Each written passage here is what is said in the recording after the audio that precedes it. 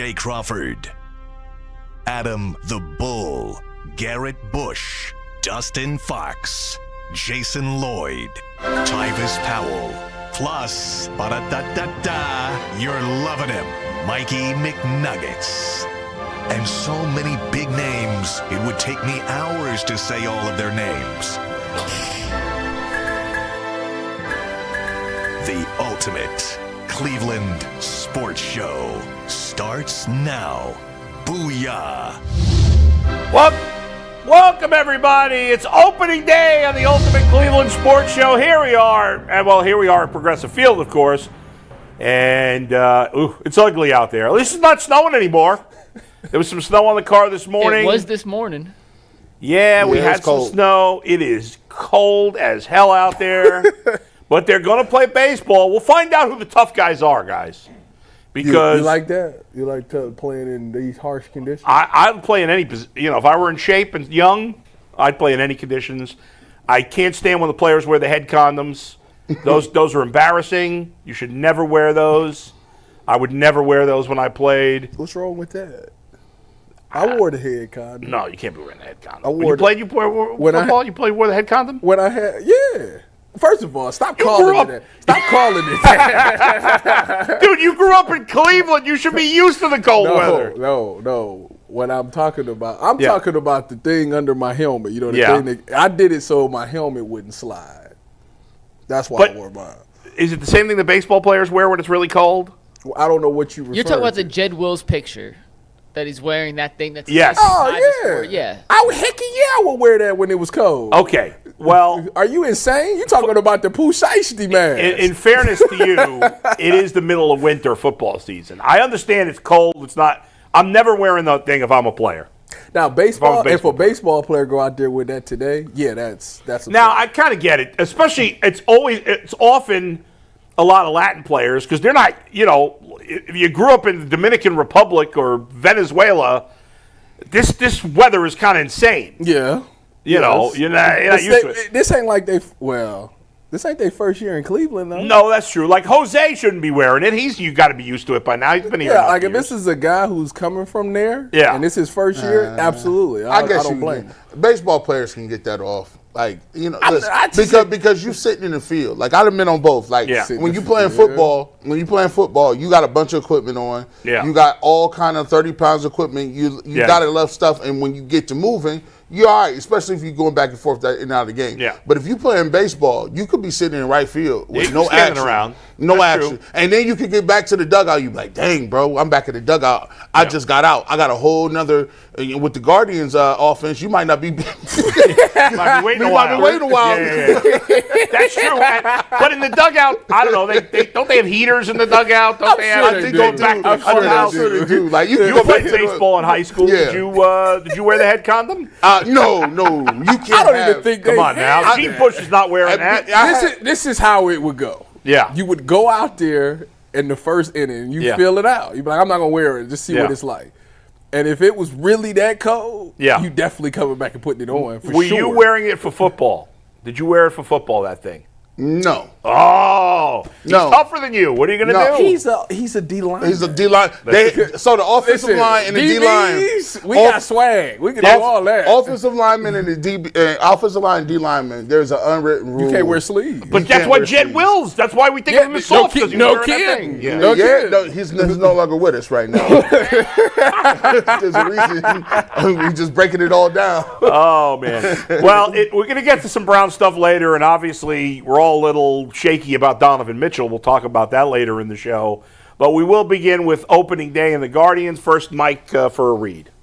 Yeah, guys, we got a big show. Cecil Shorts, by the way, co-hosting the 216 show, former NFL receiver, played a little DB and quarterback back in his day. He's going to join us to help break down some of the Travis Hunter stuff, which position he translates best to on the next level. So that's coming up at 12:30. But we do start with those Cleveland Guardians in the frigid cold today. And a reminder that next week, the NBA playoffs kick off, tip off, first pitch of basketball season. I want to throw all the bad entendres in there for the FanDuel read. But FanDuel has a brand new giveaway that is helping customers get more money than we've ever given out before. Right now, when you join FanDuel and place your first $5 bet. Not win, but place a $5 bet. You get $250 in bonus bets if that $5 bet wins. So don't miss out. Head over to FanDuel.com/UCSS and claim $250 in bonus bets today. All right, so opening day for the home opener. Obviously, it's pretty late into the season. Maybe not in terms of the calendar. It's not that late, but the season started. This is day 10, 11, 12, 13 of the season? I don't know. They're 3-6. They were 8-2 last year heading into the home opener. It was the eclipse day on the opener last year. It was good weather last year. Downtown was buzzing. I was walking around in a T-shirt. The weather forecast for today could not look more different than it did last season. I took the WKYC weather app. This is for first pitch at 4:10. 33 degrees, feels like 23 degrees, partly cloudy, northwest winds up to 15 miles per hour. It will not rain, according to the WKYC weather app. But, Bo, when you think of baseball, you think of 33, partly cloudy with 15-mile-an-hour northwest winds. Yeah, obviously it's not baseball weather, but we'll still have a packed house at Progressive Field today because there still remains, for all the criticism of baseball, and obviously it's not the most popular sport in America, it hasn't been for a long time, but there's still something special about opening day, the home opener for a baseball team, because I still believe to this day that there's something about going to opening day in baseball that is more meaningful than in football and basketball. For whatever reason, people have their reasons. I don't know if it's a generational thing of going with your dad or your mom or your son or your daughter, whatever it might be. But every time we get to opening day, I always think of memories of going to special baseball games with my dad. And so, I don't know, there's just something about, there was something as a kid, I know, it's the sport, there's so much sports on TV now, it doesn't feel the same, but whenever you go to the ballpark when you were a kid, and we didn't go that often, but every once in a while we'd go to a Mets game, and I remember the first time, you walk up the tunnel, it's not kind of like that anymore, but you'd walk up the tunnel, and you'd see the grass for the first time, you'd smell it, and it was always something special about that. It just felt different. Yeah, it was always cool because, sometimes during the games, I would happen to be home during, opening day. So that was always a cool thing. And it was like, you could always get that feeling in the bottom of your stomach that you kind of know that it's around. Yeah. And it's not the same for football or basketball. It's just something about opening day where if you win that game, it's like you just feel like, especially when I was younger, you just feel like, oh, this is very optimistic. Yeah, we about to run off like 10 in a row. Like we might be in it this year. And obviously, when I was growing up in the 80s and 90s, it's up to about 93, 94. Yeah. That was never the case. Never. We were going to win. We were going to lose 100 games a year. Yeah, right. And that's just what it was. But for that one opening day, you had that smile on your face, and you felt like everything was good in the world. I can't remember exactly what year it was, but I know I was a kid, and I remember, my grandmother, I was at my grandmother's house, and we were going to the game, and I was going with my father, not my real one, but y'all, I don't want to go into that story. Yeah. But anyways, I was going with my father to the game, and we had to catch the train. And, a shaker like Van Aken is the train, the Auntie Rita train is there. I was getting on that. And I remember we was about to be late, so we had to run, got on the train, we get to the game. And at this point, I think Kenny Lofton was the guy that I was like, I had the Kenny Lofton jersey and all of those things. Yeah. And I just remember just being so excited because for some odd reason, I feel like this was like my first time ever going down there to the game. Right. So that's why I think this memory sticks out to me. And I remember they won that game. And I just had the best time of my life. And this is back when, as a kid, you play T-ball and coaches pitch. So, I'm into all of that right now. And it just kind of went hand in hand with it. And I can't remember if they had a good season that year or not.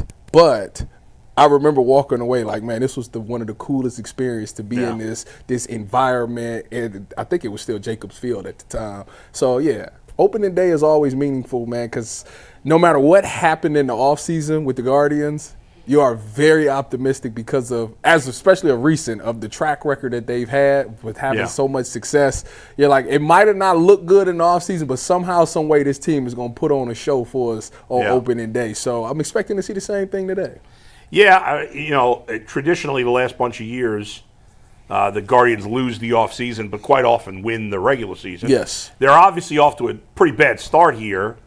We talked about last year, they had that great road trip to start the season, and obviously they got off to a good start against Kansas City, taking 2 out of 3. But then that trip to California really couldn't have gone much worse. They lost 5 of 6. They only got hits in 1 game. Unlike the Kansas City series where they faced 3 good pitchers, they only faced 2 good pitchers between the 6 games between San Diego and the Angels, and they just really couldn't do much of anything. So they sit at 3-6. Obviously, Minnesota and Chicago off to even worse starts, and we got a long way to go. They're only 2.5 games out of first place. Yeah.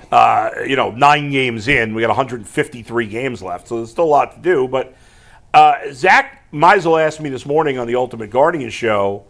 He's like, "What's your biggest concern 9 games into the season?" And you got to take everything with a grain of salt because you don't want to overreact to 9 games. But there's a lot to be concerned about at the moment. So I'll ask you guys that question. Gee, I'll start with you. What's of all because obviously everything's been pretty bad for them, offense, defense, and pitching. What's the biggest concern right now through 9 games? Listen, it's the bullpen.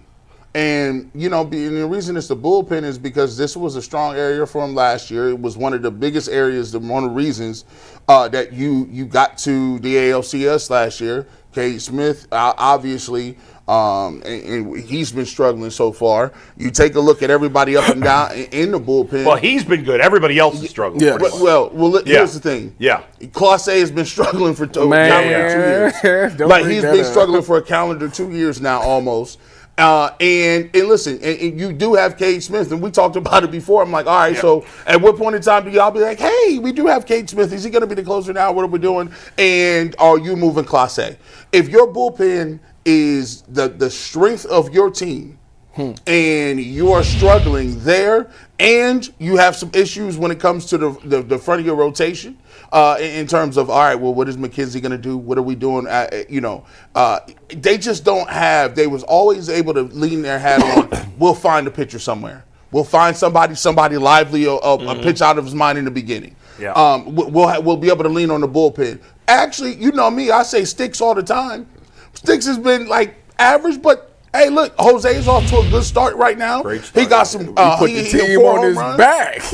Boy, put the team on his back. And it's like he don't never have great starts to begin. Yeah. So now, if Jose gonna give me that right now, and you still 3 and something, that don't look good because that means that the stuff you usually are able to have, Tyvis, like your pitching staff, it shows that they're not up to snuff right now. It's definitely the pitching because the hitting we already knew. Like we came into the season kind of knowing. Kyle Manzardo's been the bright spot. Jose's been a bright spot. Stephen Kwan is. I'm sure he's gonna get to 400. He's gonna get to 400. Oh, here he goes. Here he goes. Here we go. Let me ask you about. Remember in the offseason, it was a trade, and you told us that you was listening to the guy that you listened to on MLB radio, and he was insinuating that maybe they could move Clase because of this trade. Do you remember who the guy was? When they signed Paul Sewald. Okay. He has struggled so far. So there's no way that can be true because he's struggling. They're not going to trade Clase. Okay. Not right now. I've been meaning to ask you about that. I guarantee you they had conversations about it in the offseason. But they obviously didn't get a good enough offer to trade him. Okay. And it's hard to trade. But you don't want to trade guy. His value's down a little bit. I was about to say, I mean, what are you getting? I mean, what can you like? I think that's more of a trade deadline move if they're kind of out of it a little bit. If they're out of it, that's something that we could revisit. But they're not trading Clase right now. I hope he turned it around. I think he will. Listen, the pitching is obviously the biggest concern right now, and there's a couple of reasons. First of all, there's a lot of things I don't like about what this team is doing. They're really playing like the anti-Guardians at the moment. They're usually great defensively. They've been terrible defensively. Well, it's been a lot of errors. Well, you did trade your best defensive player. In Andres Jimenez. And again, I get his contract was bad, but from a baseball standpoint, it was a bad trade. It was a bad trade. How much better would it? And Jimenez is off to a good start. He's batting cleanup for the Blue Jays.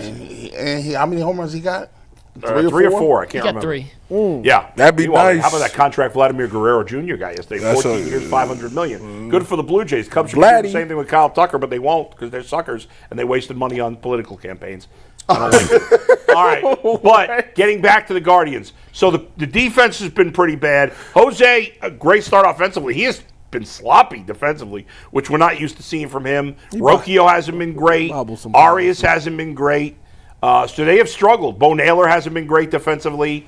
That's been a struggle. Base running. They hadn't stolen a base before yesterday. They got 3 yesterday. They hadn't stolen a base. This team is all about. You mean Sunday? Just a heads up. Sunday. Sorry. Yeah. Today. People will correct you. I know what you meant. So you're right. They got 3 on Sunday. They hadn't stolen a base before Sunday. Like, that's what this team is known for. Defense, pitching, and running the bases. And none of those things have been good. They've been sloppy. The Guardians, one thing you could almost always count on them to be is fundamentally sound. Mm-hmm. They've consistently one of the best teams in baseball, taking the extra base, stealing bases, making the right throw, making the right play in the field. And they've been terrible at all those things. They've allowed the second most amount of unearned runs so far. And again, for the 82nd time, it's early. Certainly could turn around. I think some of this will. But second most unearned runs, only behind the Dodgers, who obviously have enough talent to make up for all the unearned runs they've allowed. So that's been concerning. But here's one of the more disturbing stats from the pitching so far. The Guardians pitchers have thrown 70-something innings. I can't remember the exact amount, 74, I'll say. They have only 61 strikeouts as a pitching staff and 30 walks. In 70-something innings, that's horrible. Yeah. That's really bad. And if you're struggling defensively and you're not striking anybody out on the mound, that's going to lead to a lot of traffic on the bases. I was listening to them play. I can't remember who they was playing, but I think it was back when Logan Allen was pitching, and they were saying that Logan Allen needs to trust his out. He needs to trust the people behind him. Right. So a lot of these pitchers get up here and they try to throw strikeouts all the time. Yeah. They need to put it in play and let their outfielders do what they're supposed to do.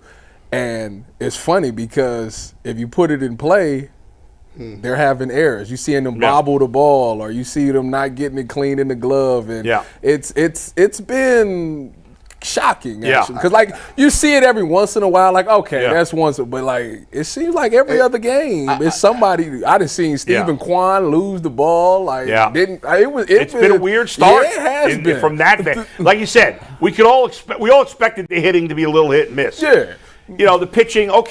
But you don't expect the bad defense, the bad base running, the bad fundamentals. That's the most shocking thing so far. Here's where, man, I'm a people person, man, and a lot of times people discount the relationships that you have within teams and how that affects people when people are getting shuffled in and shuffled out.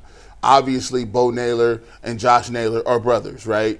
Obviously, you take a look at Jimenez is a guy who is one of the best defenders in the league. You look at Jose was mad. He tweeted about or commented on the post. Like Jose is like, yo, I'm giving y'all all this money. This is why I don't believe in giving discounts to nobody. And like, because I gave you back this money. I told you that listen, I'm gonna take the discount.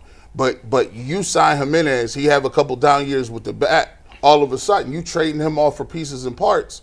And I didn't sign up for all pieces and parts. Like, you guys got to have there's no clear and concise way that the Guardians is operating. Usually, they would just wait until the last minute until they couldn't do anything. My thing was, if you would have just kept Naylor and just said, all right, listen, let's keep Naylor and we'll let him walk because he's more important to us on this team than getting something for him. Right. All right, great. If Jimenez had a down year, basically you telling us, I told Jay this, I said a couple of years ago when they signed him, they were telling us that he was going to be one of the faces of the organization. Right. 2 years later, I remember Jason sitting right there saying it. Yeah, and the thing with Jimenez is, yes, was he worth, in the grand scheme of things, the contract he was getting paid? Do I understand that? But that's the problem. We've all been so conditioned, and I ripped the team for their spending. But still, I'm conditioned like, that's good value to trade him to get rid of his money. But the truth is, even with his flaws offensively, he's a better player, way better player than their options at second right now. And if let's say they had kept Jimenez and he had just a mediocre year offensively, we know what he's going to do defensively, and Travis Bazzana came up and was DHing or whatever, and he was ready to take over the mantle beginning of the year. Okay, then maybe you trade him next year. But you didn't have a guy for that spot. Why did they not think about putting him at shortstop? Jimenez? Yeah. Isn't that his natural position? That was always you could. I thought they got Bazana. They was like, okay, that's what I thought. You could have done it. They didn't slide him. But they didn't trade him because of Bazana. They traded him because they didn't like his contract anymore. That's it. And that ultimately is a problem because. Is it really that bad? It's a medium. It's contract. Irrelevant.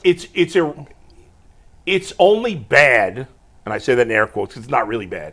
It's bad because the Guardians are only willing to spend a certain amount of money. For the Blue Jays, who they're not the Yankees or the Dodgers, but gave out $500 million. They just broke the bank for Guerrero. Yeah. So they don't. So that contract for them is like whatever. Pennies on a dollar. For a lot of teams, for 2/3 of the teams, the Jimenez contract is not bad. But for the 1/3 that don't spend big, yes, you're not getting. If you're only going to have $100 million payroll, you don't want to spend 20% of it on a guy, or 15% of it on a guy who's a mediocre hitter. I got you. That's it. So no, it's not a bad contract in the grand scheme of baseball, but they felt like they needed to trade. The problem is you traded your second best hitter and your best defensive player, and you replaced him with a 40-year-old Carlos Santana. And a hope and a prayer with Gabriel Arias. Now, I could live with a hope and a prayer with Gabriel Arias if I didn't have those all over the field, because I got that in right field. Yeah. I got it to some degree in center field. I got it at shortstop. I got it at catcher. So with my man Lane Thomas, man. He's been struggling. Listen, the only guys hitting, but Manzardo and Ramirez have been great. Yeah, that's it. And what's his name? Juan. No, he's been up and down. Rocchio? Juan's been okay. He's been okay. Now Rocchio, he's been. Listen, that playoff Rocchio, that might have been an aberration, man. We'll see. The problem is they don't have any options at shortstop. Their option is Gabriel Arias. We're done with him. That's wild. Don't say that. I got a bold prediction on him. He needs 16 more home runs. And Travis Bazana, off to a red-hot start at Double-A Akron. Hey. He's got a 1,400 OPS. Hey. I said this today to Zach. I said, 4 weeks. 4 weeks I'm giving Gabriel Arias. I said 5 weeks in the beginning of the year, or 6. We're down to 4. 4 weeks for Arias. If he doesn't turn it around and Bazana's killing it in Double-A, I want him in the big leagues. So you gonna skip AAA? A lot of the best prospects. I need him to come to Columbus. Has Double-A started yet? Yeah, I just said he's got a 1,400 OPS. Okay, sorry, I was looking. Yeah, it's not that many games. I need him 2 homers. I need him to come to Columbus so I can go see him at the Clippers. Let me tell you something. He can come up here. Travis Bazana, I'll be shocked if he is not an excellent major leaguer. I'm not telling you he's going to be a Hall of Famer, but if he's not at the very least Josh Naylor level, which is like borderline all-star, I'll be stunned if he's not. And that's the floor to me. Okay. He's a better all-around player than Naylor. He's got more of a game than him. But I'm just saying, that level of will he have a glove like Jimenez? No. But I missed that, man. I ain't gonna lie to y'all. Like Jimenez, I understand the hitting, but man, some of the things he did on defense, boy, I used to be think that that Jimenez not being there is affecting the team right now. Now, it's something you got to get over. It's one player. He's not a superstar. I get it. But I think that is negatively affected. I feel like the guys on the infield are putting a little more pressure on themselves with him not there because he was so special defensively. What is are we going to see David Fry this year? Probably June, July. Dang, it's that bad. Huh? Yeah, he's out for a while. He out for a minute. And when he comes back, he can only DH, which... How that's going to happen with Manzardo, yeah. Well, Manzardo's got to play most of the time. So either Santana is out of the mix or Fry is not. I don't know what they're going to do. Is Santana better against lefties or righties? I don't know off the top of my head. I don't think he has huge split. Listen, Santana's 40 years old. That's the point. It's possible, Santana's cut by the summer. Anytime you ask about Santana, the answer is he's 40. Yeah. How is he good? Kyle Manzardo's playing every day, or just about every day, right now. There's no reason not to. I started off by saying last year it just seems like the vibe is different because when you get in baseball, there is a thing where you get a group of guys together more than anything. Yeah. You get a mojo and a little momentum 100%, going. yes. And it's different from every other sport because you can start playing over your head a little bit. And then, after you start doing that, half the season's over. You say, we might as well keep the party going. But when you change the chemistry a little bit and you start off a little bit slower, it's one of them things where it kind of reminds me of what Tito's last year. It's like they just never, the year before, I think they were hot. Yep. The next year, they could never get it going. No. Never could get it going. Now, hopefully they can turn it around. There's an opportunity right now. Yep. You're playing the White Sox. They stink. I can't say they stink. No, they trust me. No, they stink. They stink. We're going to preview the game of the series a little bit later. We'll do that more later. Yeah. And after that, you have the Royals coming to town. And then you're going to play the Orioles. You're really, and for the next 3 series, Cole Reagans with Kansas City is the only frontline pitcher you're going to face. Pittsburgh, we'll see. Obviously, they got Skeens. Well, I don't know if it's going to line up for Skeens to pitch against the Guardians. But that's it. I mean, you're not facing a lot of good pitching. So it's time for the offense to get going. Obviously, it's tricky with the weather because it's going to be awful until about Sunday. So this whole week is going to be crappy weather at the ballpark. But don't say anyway, that. we'll talk more about the pitching matchups later and stuff like that. For now let's switch gears. Before we do that, real quick, Bull, you Yeah. want to take a guess? I got Carlos Santana's career splits. Yeah. Do you think it's close, not close? Because he's a switch hitter, correct? Yeah. Yes. Do you think it's close, not close? Obviously, a ton more plate appearances against right-handed pitchers. Yeah. In terms of the OPS, I feel and like the his slugging- numbers are pretty close, but certainly I could be wrong. No, they're pretty close. Yeah. For his career, he has a .766 OPS against righties and a .825 OPS against lefties. Way more plate appearances against righties than lefties. I mean, that's a pretty decent difference. Like 825 is really good. That's like all-star almost. 766 is good, but not, great. Well, him and Fry are both better against lefties. Was my point. So it's not like you could platoon those two. Lefties, Fry's your DH. No, Santana's your right DH. I think, you're going to have Manzardo play probably 6 out of every 7 games. And so that's 8 games in theory between Fry and Santana. 8 games, so they'll each play like 4 games a week, roughly. Sounds good. All right, guys, we're going to move on. We'll get back to the Guardians here in a little bit. But we got a new sponsor on the Ultimate Cleveland Sports Show. It is Chewy. You probably have heard of Chewy before. They really do have everything you need to keep your pet happy and healthy. Whether you're shopping for food, treats, or even healthcare, Chewy makes it fast, easy, and affordable. With over 100,000 products from all your favorite brands, Chewy has everything your pet needs, and it's not just for dogs and cats. They've got supplies for birds, fish, reptiles, and small pets, too. Chewy also makes it easy to manage your pet's health with prescriptions, telehealth, vet visits, and even in-person vet clinics rolling out nationwide.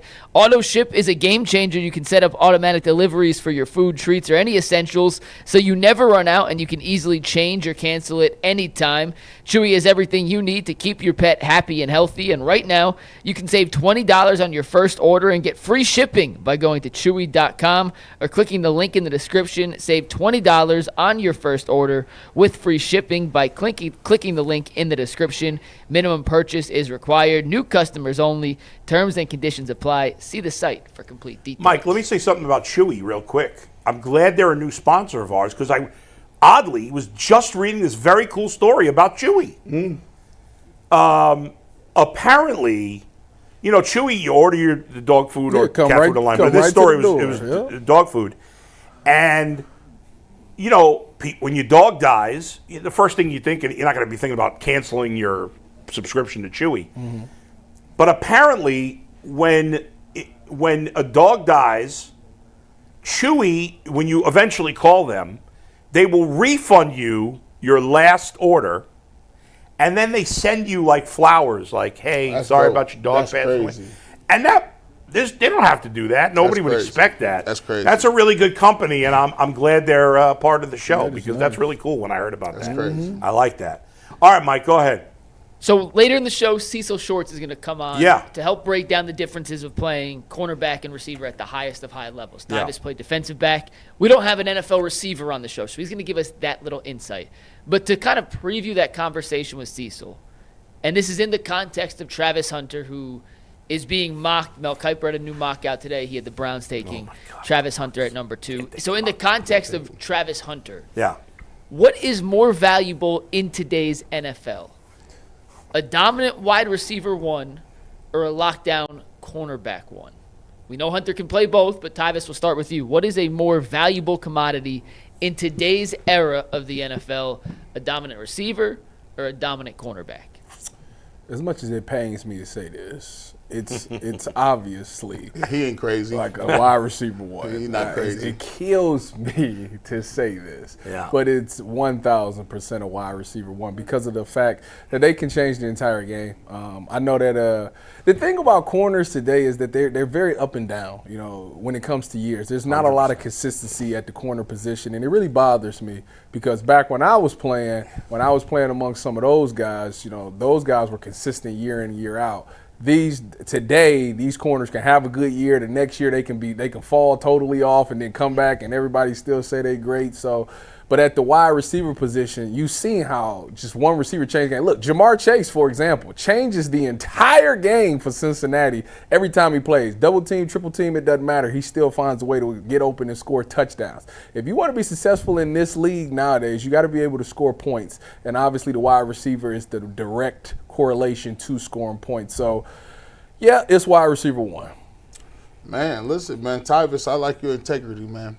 I like your integrity. A lot of guys would have set up here and faked in front.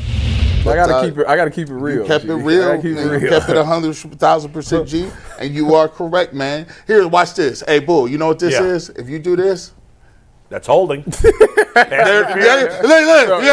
5-yard penalty. Automatic first down. That's all I gotta say. Yeah. When you a receiver and they give you that, and you've been busting your tail, and it's Jamar Chase or Justin Jefferson, and they've been cooking you all afternoon, and you got 1 or 2 good reps in a row, and then Jamar Chase will hit you with the and then you got to grab, and it'd be 4.5 seconds. They'd be like, that flag, that changes everything. You cannot give these quarterbacks. That's the worst feeling in the world. It's 3rd and 10, and it's holding automatic first down. Yeah. Everybody on the defense be like, oh. It hurts your soul. You done gave Joe Burrow, you done gave Lamar Jackson, you done gave Josh Allen a whole fresh set of downs. I done busted my ass to get these dudes off the field. Yeah. They done invaded me. I've been chasing Lamar and Josh the whole time, and I got him on the run. And they give him, and you let him off the hook. It's obviously receiver. Receiver changes everything. Look, you sit up here with the spoils of riches. Bull was not even excited about life prior to the signings of T. Higgins and Jamar Chase. This dude got his house. He got his house refurbished. Everything. He just he could let his son off school for 2 weeks. They signed Chase and Higgins, bro. I say, man, look, he's just a much better host right now. Just everything working out for him. Because guess what? He has multiple weapons now. Multiple every game. Give me one. Just let me get one. One. When I was a kid, it was a different story. Yeah. Obviously, I don't really believe there are any shutdown corners anymore. No such thing. You can't play that way. I don't don't think they let you play that way anymore. So who won Defensive Player of the Year last year? Pat Surtain. Okay, I just wanted to make sure we remember. You know how hard it is for a corner to win Defensive Player of the Year. I just wanted to make sure that we. Let me ask you this: excellent player. Yes. But when you think, and you're way younger than I am, but when you think of the all-time great corners, name's not coming up. No, but he's got an award that a lot of people. The only person I know that got that is what Stephon Gilmore. Right. And what do so we? That's only last think about it. As we were growing up, and G's not as old as me, but certainly older than you. There was always a couple of guys who you did not throw the ball their way. Right. That's what I be saying. And that just doesn't exist. That's what I be saying. Yes. You know why? Yeah. Because corners don't get a lot of picks no more. They don't get picks. They are more PBUs nowadays. Yeah. That's right. If they was to pick that ball off, I would love it. Them OCs would say, no, we not going over there. Because I got to explain to everybody. If you throw it to me and I deflect it, an OC's going to say, all right, now we got a 50-50 chance. You throw it to me and I pick it, it's like, yeah, that dude, he's taking the ball away from us. And don't mess with him. Have the ability to get to the near sideline and score? And take it back and score? Yeah. That's terrifying. That changed the whole game. There are 7 cornerbacks since they started handing out Defensive Player of the Year awards who have won the DPOY. 7. Real quick. And there's a reason I'm asking this question. I named you 2. You got 2 of them. We got Gilmore and Surtain, the 2 most recent. Can you name the other 5 who have ever won? Darrelle Revis. He did not. When did it start? The year? This goes back to 75. Darryl Green? Nope. Dion won in 94. Rod Woodson. He won in 93. Well, he was a safety. Charles Woodson. Wasn't Rod Woodson? He won in 2009. I'm cooking right now. Let me You go. got 2 more. You got 1980 and 1975, Ty. 1980 and 1975. Ronnie Lott? Nope. 1980. Darryl Green? I said Darryl Green. Oh, you said Darryl Green? Darryl Green did not. And they have safeties listed as a different position, Bull. So if Rod Woodson played more safety, he's listed as a corner. Rod Woodson played corner. He played both. He's played listed both. as a corner here. 80 and 75. That's a long time. We won't spend too much time on it, but I have a reason for asking. Who are the other 2? Are they big names? I knew one. I would never have guessed the other. Dave Durrison. Mel Blount won in 75. Mel Blunt? Blunt.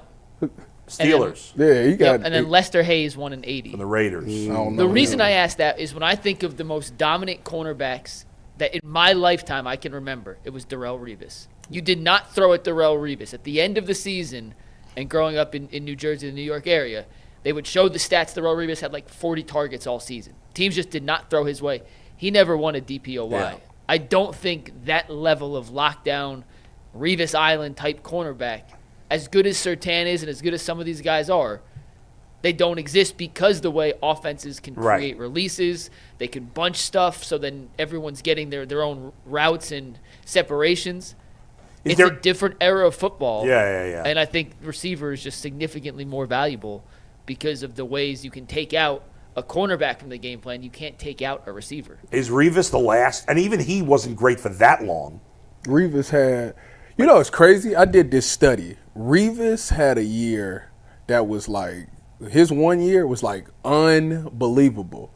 But Champ Bailey has a year that is like the craziest thing I've ever seen in my life. Between him, Nnamdi, and Revis, them 3 got like single seasons. That's like some of the greatest I've ever. Completely off the Nnamdi cliff. went to the Eagles, and he wasn't was Asante Samuel was the opposite side. And this is the thing. This is where if you ever follow Asante Samuel, he's big on interceptions. The reason Nnamdi got exposed is because teams weren't afraid of Nnamdi. They were afraid of Asante because Asante was pick 6ing you.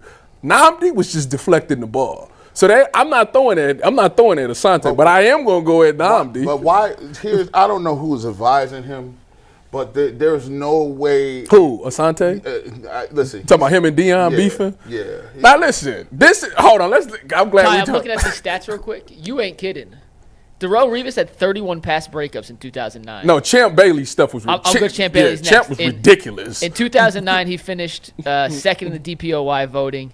He had 6 picks and 31 pass breakups.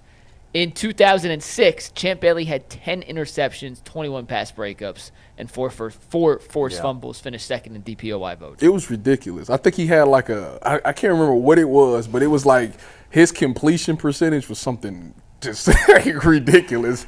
So, but the thing of that Dion and Asante is beefing about is so funny to me because you can tell it's just 2 different eras of football. Dion is saying that he likes to run out of his break. He doesn't believe in the T-step.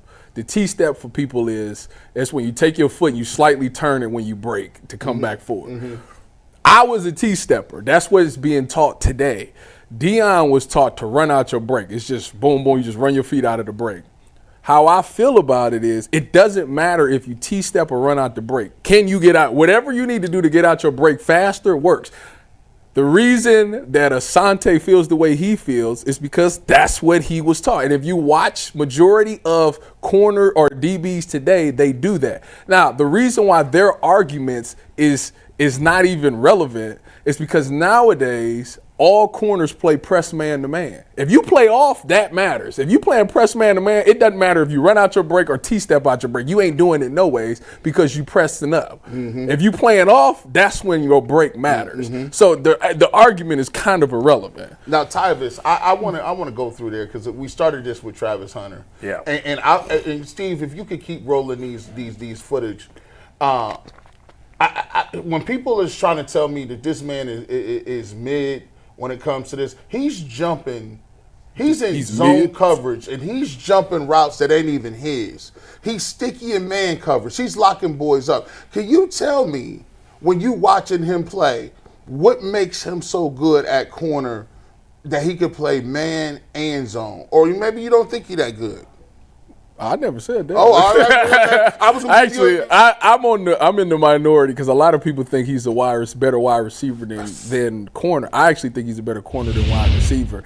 I think we'll talk to Cecil about it, but when it comes to him, I think that he has to clean up some stuff when it comes to routes. His footwork got to be a little bit better, and I don't fault him for it not being great right now because he's playing both sides of the ball. So it's like, all right, I know I just seen him recently go on a podcast, and he was saying there's 24 hours a day, it's 8 hours of sleep, so I got 16 hours dedicated to being able to play both sides of the ball. And the thing is, he's never took the time out to perfect one. So it's going to be things that's going to slip through the cracks that he's not crispy at because he's not spending all of his time on that. But the reason I like him as both man, obviously we seen how sticky he was. He got good feet. He got to stop that false step at the beginning, but you can get coached out of that. You just got to take a step back, which he learned. You see, usually some people is pressed right up on the guy. If you're a false stepper, you got to take a step back to compensate for taking that step, because if you go against a good, quick wide receiver, you take that false step, he going past you and it's over with. So he knows somebody has gotten his ear and told him, just take a step back. He's doing a really good job, quiet feet at the line, plays the ball really well. That's what I love about him at DB. That's, to me, is what will make him a better DB than a lot of DBs in the league, because he has great ball skills. When the ball is in the air, he believes it's his, and he knows how to play it because he's a good wide receiver. So I want to ask one more question. Since you're telling the truth today. What's that supposed to be? First of all, I tell the truth every day. Since he's telling the truth today. Tell the truth every day. Is he already a starting corner for the Browns? Are you saying over Martin Emerson? I just said starting corner. 100%, though. Because I'm looking at it right now. If I'm looking at Newsom, this is the thing. The only thing that worries me about Travis Hunter, whether it's wide receiver or corner, is he played in the Big 12. Okay. In the Big 12 conference, it's okay, but it ain't the Big 10 and it ain't the SEC. So my thing is, I know he's a great athlete. I know that. But will that translate to when you go up against other athletes that's really good as well? Because in the NFL, everybody's really good at talent. You wouldn't be in the NFL if you're not that talented. Yeah. Would this apply to Justin Jefferson if he's got to check a Jamar Chase? Right. Like, you can get away with some stuff in the Big 12. Like, you got to be technically sound in the NFL. One little false step, and that's all they need to be the big difference. So my biggest concern about him is, like that right there, for that example right there, that entire play, he didn't even look at his man. He looked at the quarterback the entire time. When he comes, when he's checking somebody, if you watch his clips, when they break, he immediately turns his head to look where the ball is at. That's, in the league, you are giving up like 3 steps. You are taught to take 2 steps or 3 hard steps before you look back for the ball. Those little things is the difference between making the play and not making the play. And that's some things that he's got to clean up. So that concerns me. I say all that to say he will grow out of it, but he's going to you talking about week 1 for the Cleveland Browns starting, I would start Martin Emerson. It is amazing how good he is at both, considering, as you say, he hasn't been able to focus on either. Yes. Right? It's, or not that he wasn't focused, but not as much as he would be if he were just doing one or the other. But ultimately, we started this conversation by saying wide receiver is more important. So if he's a 98 as a defensive back and a 92 as a wide receiver, I'm making wide receiver first priority. Well, I mean, due to the fact that we have a bigger need at wide receiver on this team, I would definitely play him at wide receiver. Yeah, I mean, if they're playing him at wide receiver and in the 3rd round, 4th round, whatever, they can grab a back who turns out to be really good because there's great depth in running back. The talent level of this offense could skyrocket. Yeah. I mean, obviously, until you get the quarterback, there's just so high you can go. But maybe whether it's getting a quarterback in the second round if they end up taking Hunter, or whether they don't take a crack at it till next year, whatever it may be. Maybe the quarterback actually, for once in Cleveland, comes into a very good situation where you have a lot of skill position talent, and it would all be young because Judy would be the oldest guy by next year. And Njoku's a little older, but and if you're not counting tight end, then yeah. If you had Travis Hunter and let's say they hit on the running back, well, now Njoku's your fourth guy on the offensive depth. Yeah, I've been waiting to demote him. He got to have a bounce back. He needs the durability, his biggest problem is durability and consistency, because he will show you like this dude could be unbelievable, right? But then 2 or 3 weeks he won't do nothing. He'll disappear for like large stretches of the year, like 4 weeks. He'd be like, "What is it?" And then he gets hurt, and then he's out the lineup. I think the Browns are going to draft a tight end this year. Oh, they definitely are. They 1,000%. Especially because he wants to use a lot of tight ends. They're going back to 12 personnel. So you definitely need if they do go down the Jalen Milroe road, and I get it. I know the short to intermediate passes is his weakness now, but still, you want to they're going to run the ball a lot. With him, you don't want to put too much on him, especially early in his career. He probably wouldn't play his first year if they could avoid it. You talking about Jalen Milroe? Yeah, right. Okay. I mean, I shouldn't say he wouldn't play because they probably do Wildcat. You got to get him on the field at some time. Get some. But he's not going to be the starter. Certainly not right away. It's Cleveland. All three wide quarterbacks should be ready to play at some point. I hear you, but anyway, it's going to be fascinating. And whether it's the Browns or any other team, what to do with Travis Hunter is going to be a fascinating question. The guy keeps saying he wants to do both. I let him do both. I would let him do both. If I'm a team, I'm drafting him. Part of the reason I'm drafting him is because I feel like I can get two special players. This goes back to what I was talking about last week with my concern about the development, how the Cleveland Browns develop talent. Because I just sat here and told you some things. It's the littlest things. Got to be cleaned up. Eyesight or a false step. It's the littlest things. If the person for the Cleveland Browns, that DB coach, ain't saying what I just told you, that's a shame. Well, if he ain't saying that, then it shouldn't be the DB coach. That's a shame. But if I get out here next year, let's say, because I believe that they are going to draft Travis Hunter. Let's say that Travis Hunter takes a corner rep and he gets out there. Now I'm not going to fault him for the first. He's going to do it. Old habits just creep back. But if by the middle of the season, if he's still looking back as soon as somebody breaks, I'm going to be like, nobody told you, no, that's fair. They're literally going to get 2 steps on you every time you do that. Part of it with him is it's good. And if they do let him do both, it's going to be a challenge. If he's running wide receiver and he gets to the top of his routes and it's still take 3 steps to get out of your breaks, somebody need to tell you about that. There's, it's always a fine line when you coach somebody that got the. I guess I call it it's like Yu-Gi-Oh! It's the Millennium Eye. Mm-hmm. Like when you got the Millennium Eye, you just see stuff. You just be like, interceptions and a lot of when you getting turnovers or you a playmaker, you can't coach no playmaker. You don't know why the ball just goes to those guys. Mm-hmm. You just be like, all right. So Travis Hunter, when he's in zone coverage, I'm watching some of these zone coverages and I'm like, that's not even his man. Mm-hmm. That's not even his zone. Mm-hmm. And he's like, I'm like the one interception he had against TCU, he just jumps this flat route. Look at this. Look, he's in zone right here. Look, that ain't your man. I baited you. Got you. See, but what he is okay. So look, that ain't your man. So right there, what he's doing is he's in cover 2. He's playing cover 2 right here. So his job is the flats. And where he's using his athleticism is, so when you play cover 2, your job is you got to reroute number 1 inside. You want to get him closer to that safety. And as you do that, then you get your eyes on the quarterback. And the quarterback is going to tell you where it is. Now, I tell everybody, you got to look at that front tip of that quarterback shoulder. If you look at that front tip like that there, you know where he's going. It's literally going to point to where you're going to go. So therefore, if a quarterback looks this way but his shoulder's that way, he's still throwing that way. He's just trying to look you up. And he's doing a really good job of baiting. We call it putting cheese on it. Right.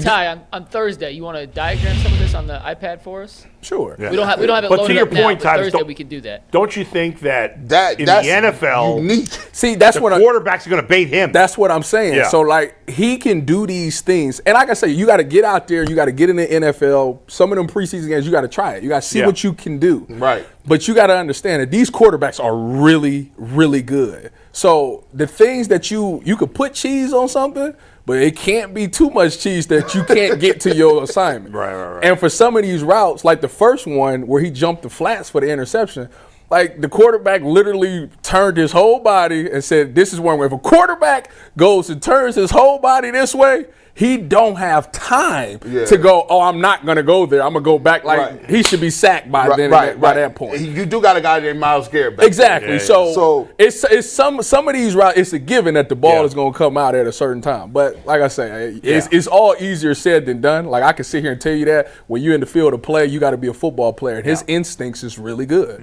Listen, there's definitely things to clean up on both sides of the ball for Travis Hunter. But the talent is through the roof. Yeah, it is. It's ridiculous. He's a great, by all accounts, a great kid, great young man. Yep. He's all football. Smart as can be. Smart. Academic like, he's got everything you want. The things you're talking about can all be cleaned up. Just keep them. You got to keep some of them Cleveland girls away from them. No. You leave. We're going to leave. We ain't going to let the party in. Leave. She can't be out here partying with some of these girls. And we're going to leave. Leave his girl alone. Stop messing. The one leave her alone. I ain't saying nothing about it. All I'm saying is, you know what it. Listen, I've been in Cleveland. I'm just telling you. Y'all in the comment. Y'all people in the comment know what I'm talking about. All right. Let's switch gears. We've done Guardians. We've done Browns. Now we got to get to the Cavs because. Got a chance to clinch the 1 seed tonight. Before we talk Cavs, a reminder, today's episode is brought to you guys by Epicor. Every team knows the value of hard work, of taking pride in what you build, and practicing every detail to get the best results. But no one player, no matter how amazing, can do it all alone. Working together makes getting the win easier. And at Epicor, the All-Stars are the hardworking manufacturers and distributors who create and deliver the things we all need, from aerospace to electrical to medical devices. Epicor ERP solutions are created by industry experts to help make every day easier. Seeing your whole supply chain is easier. Managing logistics is easier. Responding to price changes is easier. From small businesses with big dreams to growing enterprises with global visions, we'll equip you with the right tools to move forward, think ahead, and lead the way, because as the clock ticks down, you need to make the most out of every hardworking minute. Easier doesn't cut corners. Easier finds the lane. Discover your success at www.easierwithepicor.com. That is www.easierwithepicor.com. Hard to believe that with 4 games to go in the regular season, guys, before we get into the Donovan Mitchell situation, that they haven't clinched a 1 spot. Like a month ago, we all thought it would be long clinched by now. Now, a lot of that is Boston's been phenomenal. No, we went on like a 3-4 game losing streak. 4-game losing streak. Right, but they've mostly won since then. But 4 games left for both teams. The Cavs clinch unless they lose all 4 and Boston wins all 4. Yeah, so still not likely. That shouldn't happen. With Donovan Mitchell banged up, and you can't play him. This idea, Donovan's like, we got to clinch the 1 speed. Love you, Donovan. You can't play right now. Well, he's out tonight. I know he's official, out tonight. Which I wanted to lead us into this part of the question. We can talk about. We did the rest yesterday, Bull, so I want to end it with this. But since the All-Star break, Darius Garland has not been the same player. We've talked about it. His field goal percentage has dropped. Steve, you want to go up one to Darius Garland's pre and post splits? Field goal percentage has dropped. His three-point per shooting percentage has dropped. His step-back 3 numbers have dipped 17 points pre to post All-Star break. Floaters, which we talked about when Darius gets in the lane, that's where he has to be efficient, so he's putting the defense in a decision-making process, and then he can read that. That's dropped to 22 points. With Donovan out tonight, Tyvis, this is your guy. Is tonight the night we start to see Darius climb out of this slump without his backcourt running mate there to take some of the shots out of his hands? I'm being honest. Listen, go ahead and get your honesty. Am I being honest? It's over with. Honestly, I would love for that to be the case. I think that it would calm a lot of fans' concerns about him, because Hey, I was even talking to my friend last night about this. He was like, I'm starting to understand the Darius concern because he just ain't been the same. So if he could come out there and give us, remember I was saying like I be wanting him to give us like a 30-point game or something like that, and then y'all was like, well, he just had like 25. Well, I feel like it's been a while again since I've seen one of those moments. And when you're going to be the guy, the guy who's going to be the main ball handler and Donovan's not out there, they're going to depend on you. And we know that you have the ability to get everybody involved. And when you turn up, when you start feeling yourself, I mean, you hitting step back threes, you get to the lane, hit your little floater and all those things, and it just makes you unguardable. And with the trying to clinch the playoffs on the line, I expect to get that performance out of you. However, there is a huge part of me that's saying that's not going to be the case. Somebody else is going to step up. Evan's probably going to be the guy that step up and have a huge game between him and Jared Allen. And Darius is just going to find some assists, which is fine. He's probably going to get you like 16, 17 points tonight with like 8 assists, and that's fine. But the fact, if he comes out there and give me a 30-point game or a 25-plus game, then I'm like, we ready for the postseason. Is Darius banged up at all? No. Then I got no concerns, guys. These things ebb and flow during the season. He overshot early in the year. He's undershooting now. These 4 games are completely meaningless. The only bad things can come of these 4 games, like we saw with Donovan Mitchell getting hurt. Why he even came back on the out of the locker room, I have no idea. I don't want. I cannot have these injuries. This is the only thing that could sabotage the season. Whether Donovan Mitchell shoots, whether Darius Garland shoots well or not against the Chicago Bulls in a meaningless game doesn't matter. He's got to do. The playoffs are in 2 weeks. Cavs play their first game in 12 days. Until then, nothing matters but staying healthy. If he has 2 good games in these final 4, what? Now you're going to be more excited, Mike? It doesn't matter. He's got to do it when it matters in the playoffs. And the overriding thing here is if Donovan Mitchell is not fully healthy by the Eastern Conference semifinals, the season's over. They're not getting to the NBA Finals with a banged up Donovan Mitchell. Depends on how everybody else plays. No, it doesn't. They can't. They're not going. They're not beating Boston. No chance without Donovan Wright. We've said on this show multiple times that until Evan Mobley's the best player on this team, then they really don't have a shot. If Evan Mobley comes out there and has 25 and 10, Darius gives you 18 to 20, and Donovan only gets you 15, 17, that you can do something. They're not beating Boston with that. You can do something with that. They're not. Donovan Mitchell's played better against Boston than any player scoring-wise in the history of the NBA. Well, you cannot beat Boston with a hampered. I don't even care if they could beat them in the first round. They could win. Mitchell don't even have to play in the first round, and they should win that series. I don't know who they playing. You better stop saying that. Those teams. I don't want to hear this. Those teams are under 500, Mike.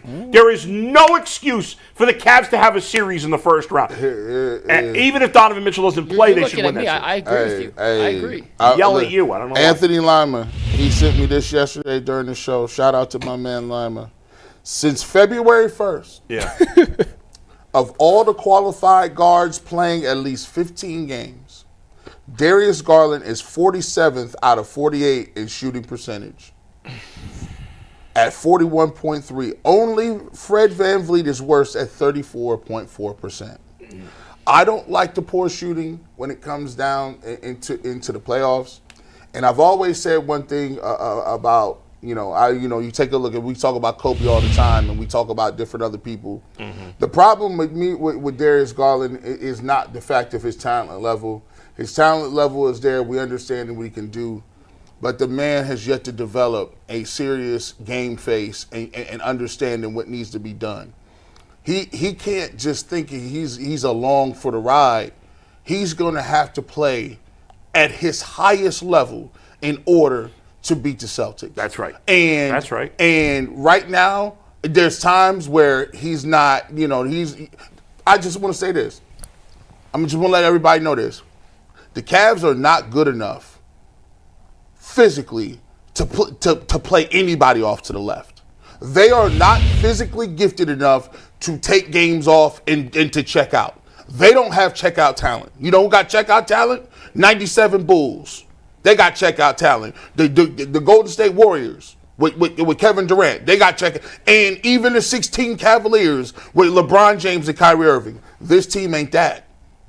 Evan Mobley got to play up to his maximum potential. Jared Allen, they should be telling him right now, I don't care if you get you don't get no points. What I want you to do is I'm worried about you being physical in people's faces all playoffs. That's what I need to do. And Darius Garland, you're going to have a game where you're getting 35, 36 maybe. You might have to get 40. Donovan Mitchell, you're a superstar. I'm signing you up for 2. If you want to beat the Celtics, you got to win me 2 games. Preferably one of those is on the road because the rest of them dudes is not going to do it in Boston Garden. Yeah.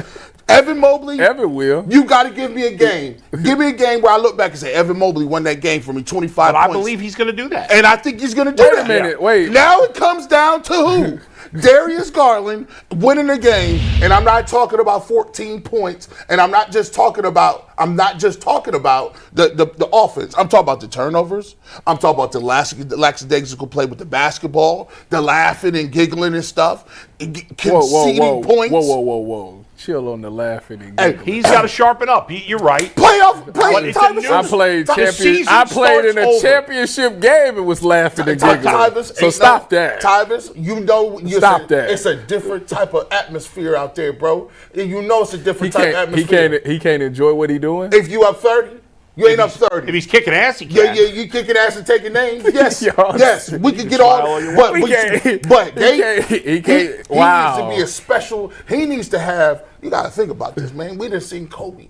What Kobe said. That's Kobe. Though. Kobe said. Hey, what am I supposed to be happy for? Are you saying Darius can be Kobe? Here's what I'm gonna say. I think Darius Garland can have the same killer instinct that Kyrie Irving had. Oh, I believe that too. Now, Kyrie Irving, when he hit that doggone shot, he wasn't hanging on asking for permission for LeBron to get money off. He wasn't asking Donovan Mitchell, hey, can I get my money off too today? No, he came out and took that. I agree with you. I would love for him to do that. But is he, let me ask you this, because Kenny has installed this offense. Wait, don't go be Kenny has installed this offense, okay? If he does, do people go rogue in this offense, or is he just trying to get his shot off? Because this entire year we've been praising the fact that they've run this offense and people still been able to get their shots. Yeah. So now you want him to just wave the offense off or get his own shot? Why can't he just let it come to him? So what I want is I want the all around. My goodness. You can't have it both ways. Yes, you can. No, you cannot. Yes, you can. I can ask Darius Garland to say, listen, when they hunt you in the pick and roll, I need you to fight like hell, not to let these guys get to the basket and let our bigs get these fouls. That's different. I'm talking about offensively. Okay. Offensively, he needs to sense the moment. If Donovan Mitchell is out of this game and we got some of the other cats like Isaac Okoro on the floor and Max Strus, I need you to understand in the moment, at that very time, this is Darius Garland time. Just as we might need to get him to get that 40 like LeBron and Kyrie got that 40. You saying the same thing that I want. I want the same 40. Thing. I've been waiting on that for all year. Yeah, and it's got to happen in the playoffs. He's got to obviously play better than he has lately, but it's a new season once we get to the playoffs. Sure is. Well, they did say, I believe Jason is the one or McNuggets. Somebody said that in the playoffs, it becomes more of a one-on-one game. You got to get your own bucket. So to your point, if they're going to go away from Kenny's offense, yes, he's going to have to. I don't know that they're going to go away from it. It's less inclined. Mike, what's the latest on Donovan in terms of how long they think he's going to be out for? I mean, he went back in and played. I know that, which was stupid. I expect him to play after tonight. They have 3 Why the hell did they put him back in? Because I don't understand. Because have you ever rolled your ankle? Yeah, sometimes it actually feels better to get back on it. If you get back, if you play on, you tie your shoe up real tight and go back out there. After the game's over, it's going to swell up and you're going to be done. I mean, I don't even know what to say anymore. I'm just telling you. He playing tonight? Just to put him in he's out tonight. Ankle is so stupid. I would expect in their final 3 games, I did that a couple years ago. Rolled my ankle and got hurry up, let me tie my shoe up. Players want to play, Bull. They have a week off between Sunday, the season finale, and then when they play in the actual postseason. I mean, we're so worried about maintenance. Now the guy's got to sprain that ankle. You're so worried about injuries. You know how you get hurt? Because he's hurt. You know how you get hurt? Worrying about injury. Worrying about getting hurt. That's how Is he not hurt? He has a sprained ankle. He not playing tonight. He rolled his ankle. He came back in the game. They said it was a sprained ankle. He said he was fine. He's full of crap. Donovan's pretty honest when it comes to I get it. He wants to play. I get it. That's why you love him. But he's out tonight, boy. Is that enough? It's not enough. Anyway, we'll let it go. So real quick, we'll end this, and then we'll get back to the guards. Does Darius, let's put the line at 21 points, his season average. Over, under 21 tonight. Under. Over. Bulls can't play defense. Although the Bulls are playing better basketball lately. Bulls have like 8 guys out tonight, too. Yeah. Oh, yeah. Guys want to play, Mike. You just told me guys want to play. And 8 players are out tonight. Under. The Cavs going to go up by like 20, and then the bench players going to come in under. They got to finish this off, man. Get the home court or whatever the case may be, and start getting ready, man. Like, over, under. What? 21 and a half for Darius. Over. Man, that got to be over 21. You're supposed to have 21 the first quarter, first half. I'm taking the under. You going to take the under? Mm-hmm. All right. Cecil Short's going to join us about 25 minutes. We all get the same answer. It's not going to happen. All right, yeah. Go ahead, If you want Mike. a little more Darius breakdown, I filmed something. It's on our YouTube page on Darius's process the last couple of games. Is he still getting the shots he was getting earlier in the season, or is he taking shots that Kenny Atkinson and company don't want him to take? You can find that on our YouTube page if you want. But let's talk some more Guardians after a quick word from FanDuel. Guys, FanDuel has a new offer for anyone looking to join America's #1 sportsbook just in time for the NBA playoffs. If you join FanDuel and place a $5 bet, you get $250 in bonus bets. If that first $5 bet wins, the NBA playoffs are coming around. You can pick each game, the lines, the over-unders, series winners, player props. If you can think about it, FanDuel has a way to bet on it. Don't miss out. Head to FanDuel.com/UCSS and claim your $250 in bonus bets today. Bullets, the home opener. Yeah. We got 10 minutes. Let's preview the game itself. It's been lively. He has replaced Logan Allen as the Guardian starter against Shane Smith of the Chicago White Sox. Mm-hmm. What do you expect? Obviously, the weather's going to play a huge factor, but what are your kind of expectations for the Guardians to try and snap out of their early season funk today against Chicago? Yeah, I mean, it's going to be a tough day to hit, probably. Although it's windy and maybe the wind's blowing out, then maybe that could play a role. Shane Smith is it's an interesting story. He's a Rule 5 pick, so most of you probably don't know what the hell that means, so I'll explain it briefly. So every Major League team has an active 26-man roster. Every day you have 26 active players. But every organization has a 40-man roster, players that are protected. They're technically on the Major League roster, even if they're in the minor leagues, right? Okay. So every year during the winter meetings, there is a new, once you're in the minor leagues for, I can't remember exactly how many years off the top of my head. Once you're in the minor leagues for a certain amount of time, you have to either be placed on the 40-man roster or you can be picked up in the Rule 5 draft. Basically, it's a way for teams that are not that talented to be able to get players from teams that are overly talented at a minimal cost. Okay. So every year there's a Rule 5 draft in December. Now, the thing about the rule, usually there's anywhere from 5 to 15 players selected in the Rule 5 draft. The caveat about the Rule 5 draft is if you pick up a guy in the Rule 5 draft, he has to stay on the Major League active roster or on the injured list. He can be on the injured list if he's hurt for the entire season. So the White Sox cannot send Shane Smith down to the minors. If they try to send him to the minors, the team they got him from, which I can't remember what team that was, would have the right to take him back. Right. Okay. So that's why he's got. So when usually it's bad teams that have Rule 5. Usually good teams don't have guys that were Rule 5 players because you can't afford to keep a guy like that on the roster. Mm-hmm. The White Sox have 2 or 3 of them this year, which is unheard of. Shane Smith is one of them.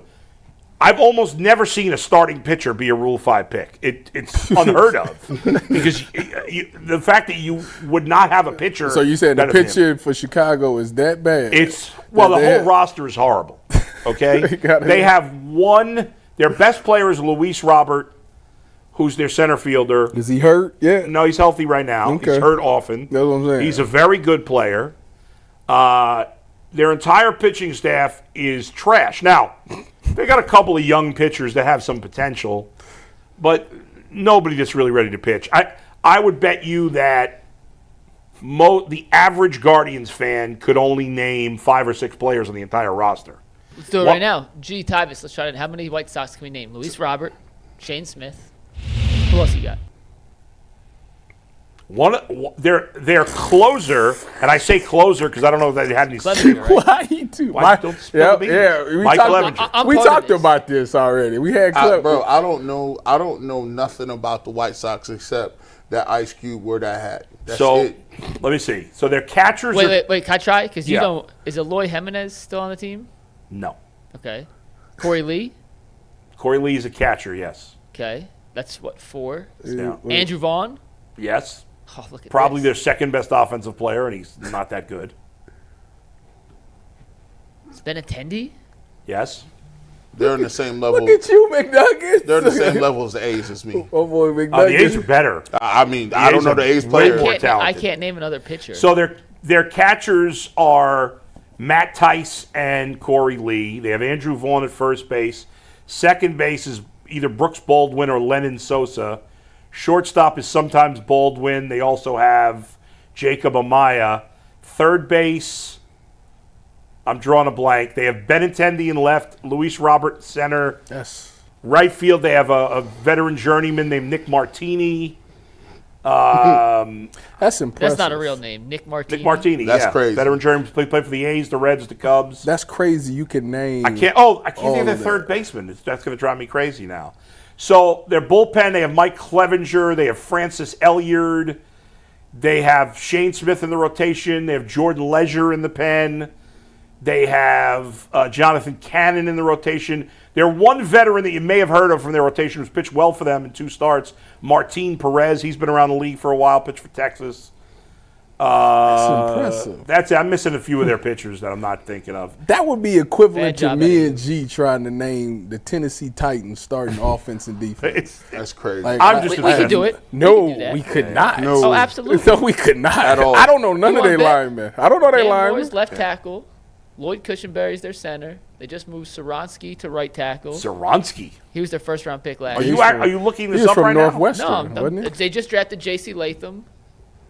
That's He's 4 of not the 5. cheating. I can confirm. They got- Devondre Sweat, Jeffrey Simmons on the D-line. They got Will Levis. That's what they got. They got It's Will still Levis, gonna drive me crazy Tony that I can't think of the Pollard, White Sox third Calvin Ridley, Trey Burke, Traylon This Burks. turned into the worst segment we've ever done. But why Yeah, are the sorry. Guardians going to flip, What's that? flip the script today? What's going to happen So- for Cleveland? Listen, you got to try. You're home. I know the weather's bad, but you're facing some really low-level pitching. Like Shane Smith, if he was not a Rule 5 pick, would probably be in the minors. The Guardians have to get the bats going. Conversely, it's an opportunity for the rotation to get well, facing a lineup that stinks. The White Sox will lose at least 110 games this year. They set the Major League record with, I think, 120-something last year. 121, 122, whatever it was. They are a hideous baseball team. And what's funny is, as great a season as the Guardians had last year, they actually played about 500 baseball against the White Sox. While everybody else was killing the White Sox, they didn't play great against the White Sox. You have to do it now after the bad start you got off to. You need a nice sweep here. They need a nice. I think they're going to win. They need a nice 2-1. 5 out of 6 at home against the White Sox and Royals, and then you feel totally different. But Ben Lively, first start was decent, second start was terrible. The rotation's been bad. Bybee had a good first start, bad second start. Ortiz was a little better his second start over the weekend. If you had to pick somebody to hit a home run today, who would you pick? That ball is not going to be carrying today, boy. It's going to be tricky. That's why I say it got to be a big Christmas. I'm gonna go Kyle Manzardo hitting another home run today. I like it. The home opener. I mean, they got I ain't gonna say it. Yeah. I mean, what a time! What a time for a sweep.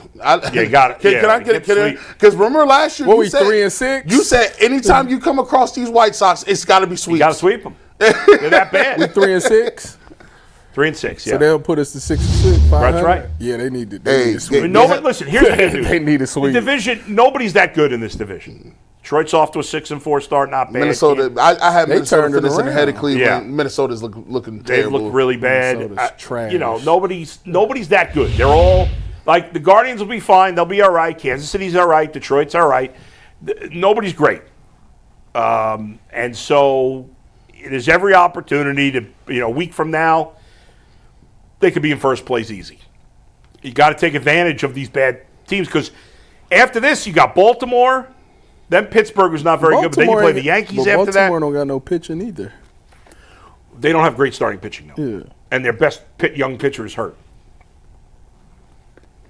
I think the Guardians will face Charlie Morton, who's a good veteran there.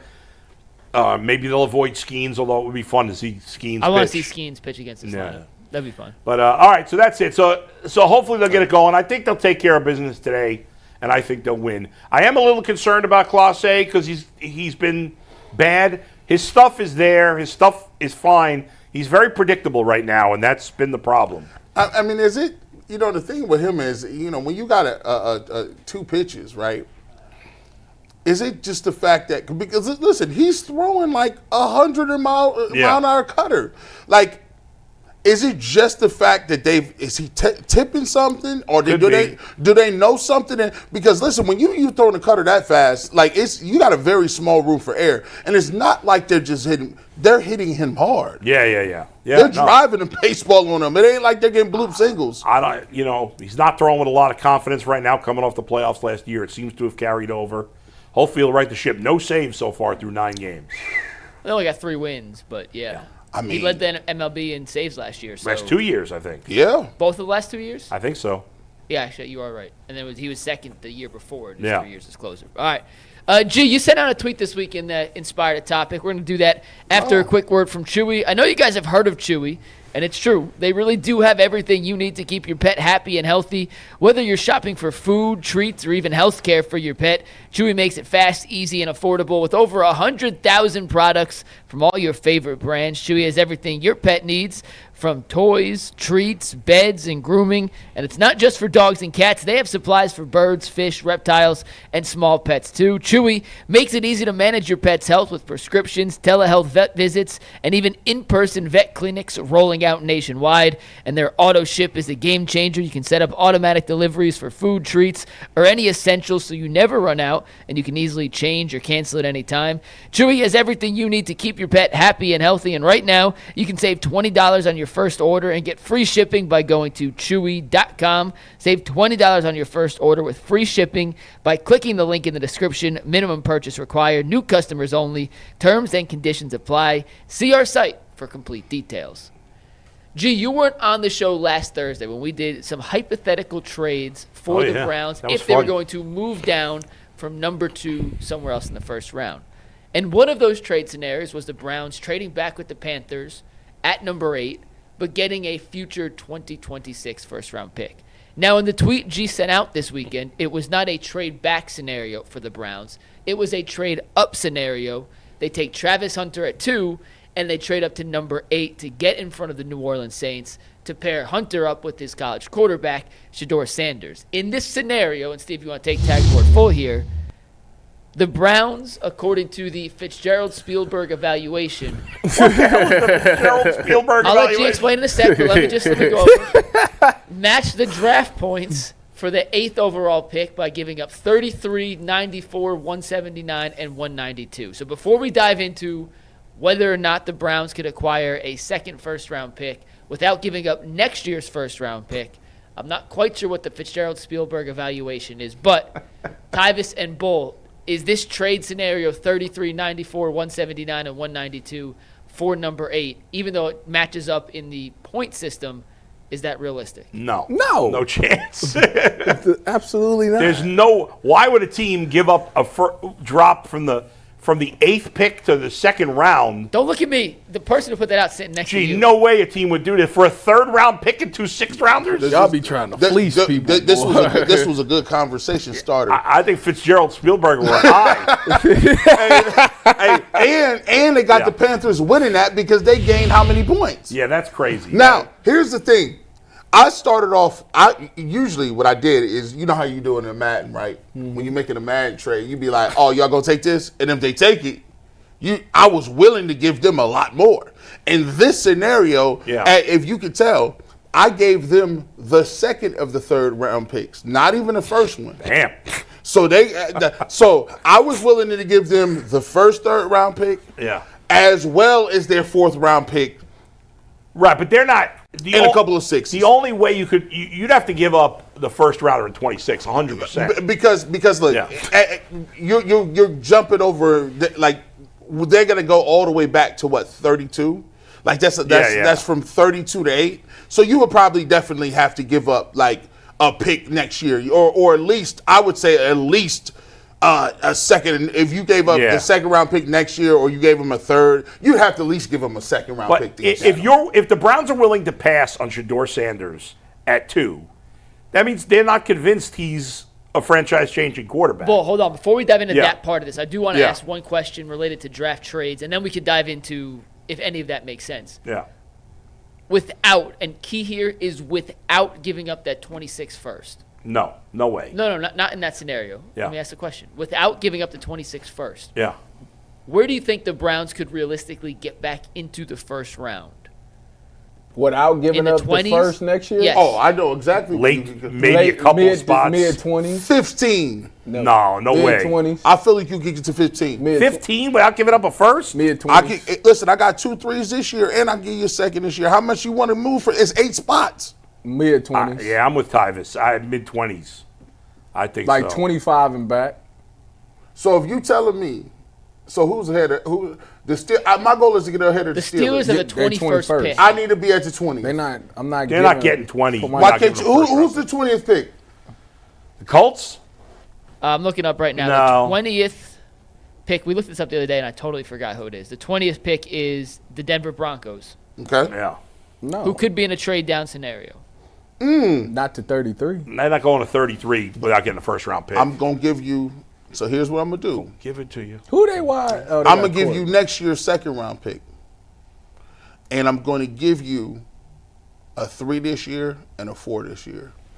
You getting a 2 next year, a 3 and a 4 just to move some spots? Well, you definitely got to give up 33. Yeah, so they're getting 33. So you're saying they give up 33, 67, and a 2nd next year? For 20, maybe. But I'm willing to go. I'm willing to go the 3rd. We got a 3rd and 4th round pick. Yeah. I'm gonna give you a 3rd round pick, a 4th round pick this year. You're already gonna get the 2nd round pick this year, and I'm gonna give you a conditional 2nd round pick next year. What do you mean conditional? I'm gonna give you my 2nd round pick next year. I'm trying to think of that won't get it done. If you're the Browns, would you do that? I don't know that you want to do that. It's at the end of the day, you're only listen. So the 2nd round pick is what it is. Yeah. You're moving up to the 1st round. So the 2nd round pick is negligible this year. You're giving up a 3rd round pick. You all have 2, 3 3rd round picks this year. So you gave them a 3rd and you gave them a 4th, and then you're giving them a 2 next year. So in theory, you only really moving a 2 next year and a 3rd and a 4th. For a franchise quarterback. You doing all that. But if you thought he was a franchise quarterback, you just drafted him. You doing all that. The only trade that's going to happen is the Browns are going to trade back in the 1st round and take Jalen Milroe late. But here's the thing. That's what it's going to be. But here's the thing. It all depends. The man's going to the draft. He knows something. It all depends on which quarterback they want. Now, they still going to have to jump back into the 1st round to get Jalen Milroe. I don't know about that. Oh, I do. No, they're going to take him because you want the 5th-year option. Oh, I do. I think that's overrated. What? For a quarterback? I could redshirt him. Especially if he balling? You crazy. Yeah, but then you're going to try to sign him to an extension anyway. But that 5th-year option always is included in that. So you got to think we don't pay him until after the 5th-year option. And we can franchise him again. There's been quarterbacks drafted in the early 2nd round. Not everybody trades up into the 1st round to get that. But I need to trade ahead of the Steelers because they like him. And listen, I can't afford to have you got to have a quarterback in this draft, right? We all agree with that. Yeah. Now, do I want to get the best quarterback possible? I need to get up earlier. And it gives you 2 at 1 stone. If you draft Travis Hunter and you say, we just talked about how dynamic he can be. You get that one and you get the defensive player. It'd be nice. And then you get the quarterback too. It'd be nice. We're ready to go. I just think if as an organization you feel like none of the quarterbacks are worth taking in the top 10, then I'm not giving up extra assets to get them at 25. Because I'm not convinced they're that good if I didn't think they were worthy of going in the top 10. But in the top 10, you're saying I didn't think he was better than having the opportunity of taking Travis Hunter. Right, but now that you have Travis Hunter, yeah. Now We talking about what we doing at the back of this draft. Now it's like, okay, now the dude is standing there in front of you. You're like, okay, whatever I'm going to be able to get, is this guy the best available? I guess we'd have to see how the draft went. But if you get to the Steelers, I can't wait till 2 weeks away. Yeah, well, 14, 16 days. The speculation is getting crazy at this point. But yeah, I mean, if the Steelers are up and the only quarterback off the board is Cam Ward, then I don't know. The Browns might just think like, hey, we like 3 different quarterbacks. We might let's be patient. I wouldn't be surprised, and I said this before. Yeah, I would not be surprised if it got to the Saints and the Saints going up there and say, we taking Jackson Dart. You never know. And at that point, that sets everything in motion, because now people that didn't think Shedeur Sanders was going to be a top 10 pick, they may like him at a 12 pick. The value is good there. Then Jalen Milroe, now all of a sudden it's like, okay, well, Dart went before we thought he was going to go. Now it's Milroe on the board too. So can we pass on Lamar Jackson? Can we pass on the second version? Yeah, it's crazy that he's considered quarterback 4. Yep, I'm telling you. Jalen Milroe. Well, there's some major flaws in his game. That's why. But everybody else that we talked to is high on Shook. He's another one. He's another one. They could throw a monkey wrich in a lot of stuff. Yeah. Wonder, hey, you know how Big Doug, you know how you was doing that exercise on the top quarterbacks when they was in high school prospects? Yes. Did you know that Tyler Shook was in the same draft or high school recruiting class as Trevor Lawrence? I did, 2018. And he was the number 10th quarterback in that draft class. I don't like the fact that he was backing up Herbert. Herbert been in the league 6 years. I want to know what Milroe was when he was coming out of high school. Shook been playing Shook is 35. Mm-hmm. Think about that. By the time his first contract come up, he'll be 30. Yeah, that's true. Jalen Milroe was a 4-star prospect, 109th in the country, the 14th rated quarterback in his class. And that was the same class that included Caleb Williams, Drake May, Quinn Ewers. He's terrible. Jalen Milroe. Jackson Dart. Look, man, at least Garrett Nussmeier was in that class. And listen, listen, if they do pass on the quarterbacks, y'all not gonna warm this up for me. Shedeur Sanders was in that class. This is where was he at? Where was he ranked? 37th. I think if they're not out of the quarterbacks. Yep. I think if they're not going to take a quarterback at 2, which I still would do, take a quarterback at 2. But if they're not, then I think they're saying nobody's that great a quarterback. Let's take the great talent and let's be patient and get the guy at 33. If they got to trade up a few spots, fine. If they're not taking a quarterback at 2 and they don't trade up a few spots, all it tells me is that they thinking about getting somebody next year. Next year be the guy. And I'm not taking Drew Aller. Stop saying his name. Drew Aller. I'm not. Stop saying his name. And by the way, we don't know if there's going to be a great quarterback in. But I just think every year they say, "Oh, next year." If you concede at 2 and you're not taking a quarterback at 2, which I think everybody is it's like a foregone conclusion that they probably not going to take a quarterback at 2. It just tells me that they don't think none of these guys are franchise guys, so therefore they're going to wait till next. Do we have any 2026 mock drafts out yet? Arch Manning #1 in my own and that's head. based on his name only. Garrett right? Nussmeier. Yes. Why could he not beat out Quinn Ewers? If Arch Manning is that much of a prospect, why is that such a thing? It's a very valid question. Why couldn't he beat him out? If he's this all-time great prospect, they was 1A, 1B. I think Quinn got snatched out of a game for Arch before. He did get snatched out. There are some Texas players have come out who said Sark was so loyal to Ewers. That's stupid. They believe it cost them a national championship. You could take that and say it's dumbass, whatever, then. But that's what they say. We got our guests ready, though, guys. So let me do an ad read. We're going to bring in Cecil Shorts here. But a quick reminder that today's episode of the Ultimate Cleveland Sports Show is brought to you by Epicor. Every team knows the value of hard work, of taking pride in what you build, in practicing every detail to get the best results. But no one player, no matter how amazing, can do it all alone. Working together makes getting the win easier. And at Epicor, the All-Stars are the hardworking manufacturers and distributors who create and deliver all the things we need, from aerospace to electrical to medical devices. Epicor ERP solutions are created by industry experts to help make every day easier. Seeing your whole supply chain is easier. Managing logistics is easier. Responding to price changes, that's also easier. From small businesses with big dreams to growing enterprises with global visions, we'll equip you with the right tools to move forward. Think ahead and lead the way, because as the clock ticks down, You need to make the most of every hardworking minute. Easier doesn't cut corners. Easier finds the lane. Discover your success at www.easierwithepicor.com. That is www.easierwithepicor.com. And with that, we are thrilled to welcome in, finally, we have a receiver on the show. It is our guy, Cecil Shorts, former NFL receiver, co-host of the Ultimate 216 show with Earl the Pearl, to help us break down some of the nuances to Travis Hunter's game. How you doing today, Cecil? I'm good, fellas. How y'all doing today, man? Good to see y'all. Good to see you, Cecil. We were talking earlier about Travis Hunter, and, you know, we all agreed, even our resident cornerback agreed that right now in the NFL, wide receiver is more important than a corner. However, Travis Hunter wants to play both. I know there may be a lot of teams that don't let him. I would let him if he wants to do it. Do you think that's crazy? It's not crazy. He's that talented. We haven't seen a guy like this. I don't know if we've ever seen a guy this talented that is able to play either side of the ball and be as effective as he can be. Honestly, if he just played one position, he would be the wide receiver 1 or the cornerback number 1, right? He's just exceptional. I mean, the way he's able to catch the ball, 96 catches this year, over 1,200 yards. I mean, his best asset when he has the ball in his hand is his elusiveness, his run after catch.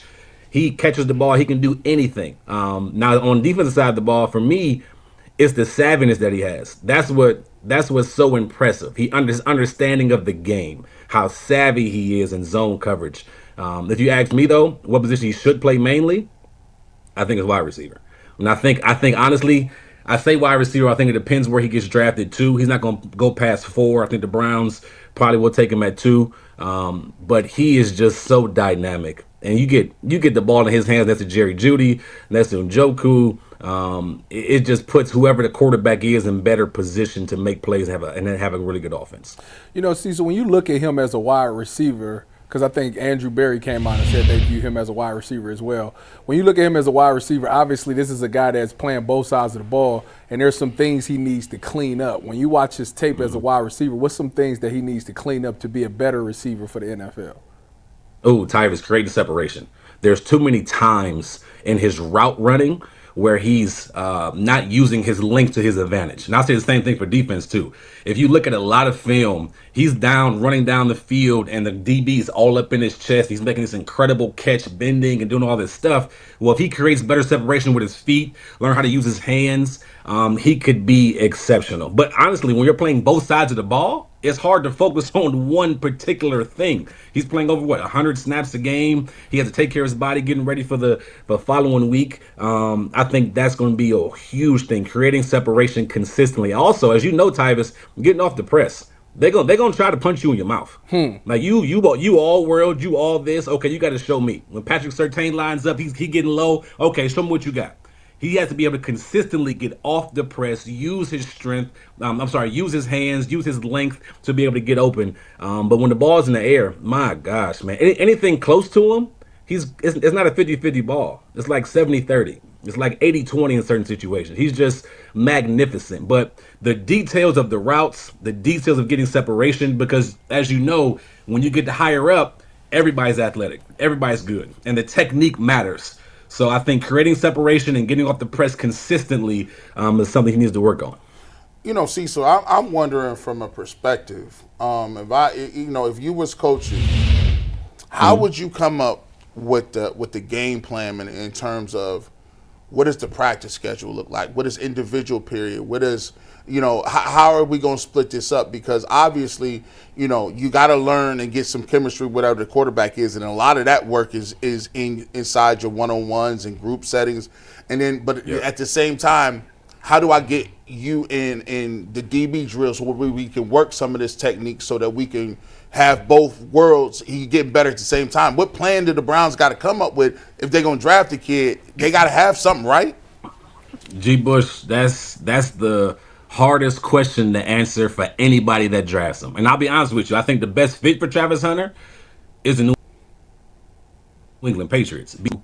Play both sides of the ball, maybe a smaller package on offense, but he has some type of experience and understands, hey, this is how I did it. Obviously, Travis have a bigger package, but he can understand this is what's needed. This is how we should go about practice. On Mondays, it should be this. Tuesdays, this. Wednesdays, a little bit of both. But when you look at the Browns, I think they have a decent enough DB room that he'll be primarily a receiver. So most of his time should be at wide receiver, learning how to create separation, learning how to run better routes, understanding the concepts, and then it should be packages for him on defense. Now, the technique and stuff, it'll have to be at least 2 days a week. At the very least, if not 3 days a week. Like he has to get better at his technique as a defensive back. He's using his athleticism. He's getting away with it in college because he's the most athletic guy, Heisman Trophy winner, whoever he plays, right? But in the pros, when all that stuff matters, you look at that highlight there, he's so high in his back pedal. His transition from his back pedal to either going to the sideline or to the field is so high. That's how he gets beat at times. So he really needs to work that technique. But that's a lot of time. Right. You have to legit schedule out. Like, Travis will probably have a separate schedule for him as a player than the rest of the team because he needs to be able to learn the plays on offense, learn the plays on defense. This is what you'll be on defense. This is what you'll be on offense, and then kind of go from there. You know, Cecil, you played at Mount Union. You had an incredible career. When you look at Travis Hunter going from the Big 12, not saying that the Big 12 isn't a great conference, but it's obviously not the Big 10 and the SEC. Was it a tough transition for you to catch the speed of the NFL, and how long did it take for you to get comfortable being in the NFL, leaving from Mount Union? I'll answer it this way. The speed was tough, but the biggest difference from low-level college to the elite NFL is the offensive defensive line. Those guys are special. Those guys are unbelievably real. Like, it's a crazy. I truly believe you can find a skill guy anywhere. D3, D2, D1, NAIA, JUCO. You can find a skill guy, and he can be able to catch up within a good amount of time with the speed and everything else and be a playmaker. But when it comes to that defensive line, man, that offensive line, them dudes is some dogs. Them some of the best athletes you'll ever see at D tackle, at defensive end, at guard, at the right tackle. Them are some of the best athletes you will ever come across. At tight end, those are some of the best athletes, those guys in the trenches that get overlooked a lot, right? So the transition for Travis, to answer your question, it'll be easier for him because he's a confident kid. He's going to study the game. He's going to put all his effort into it.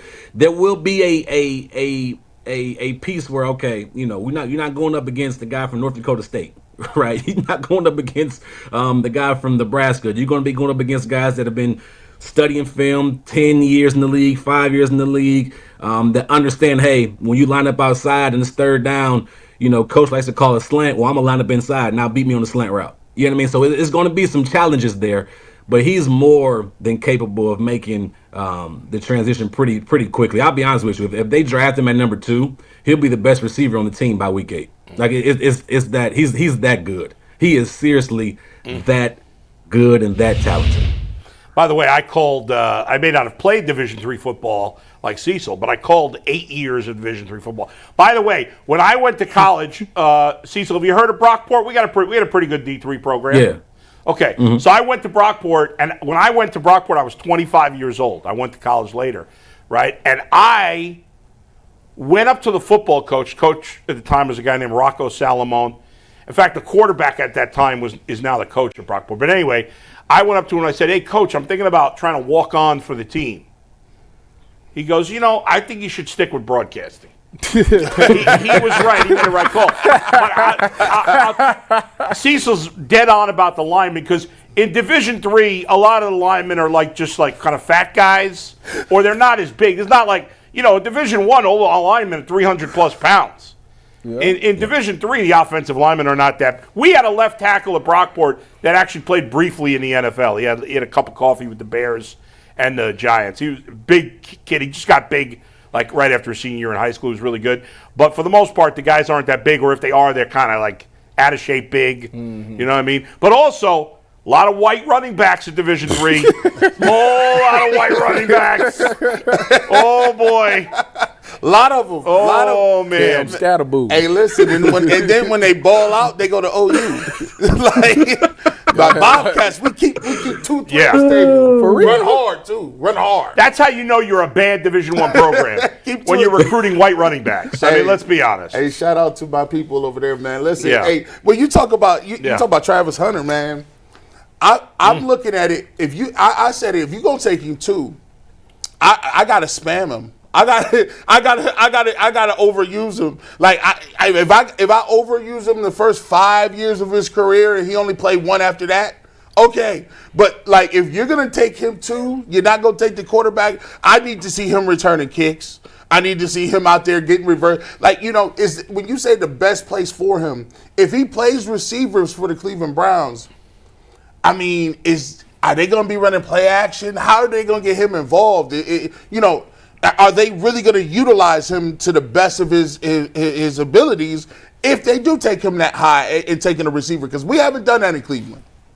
Well, I tell you what, when you're drafting in the top 5, you're saying he's the elite of the elite.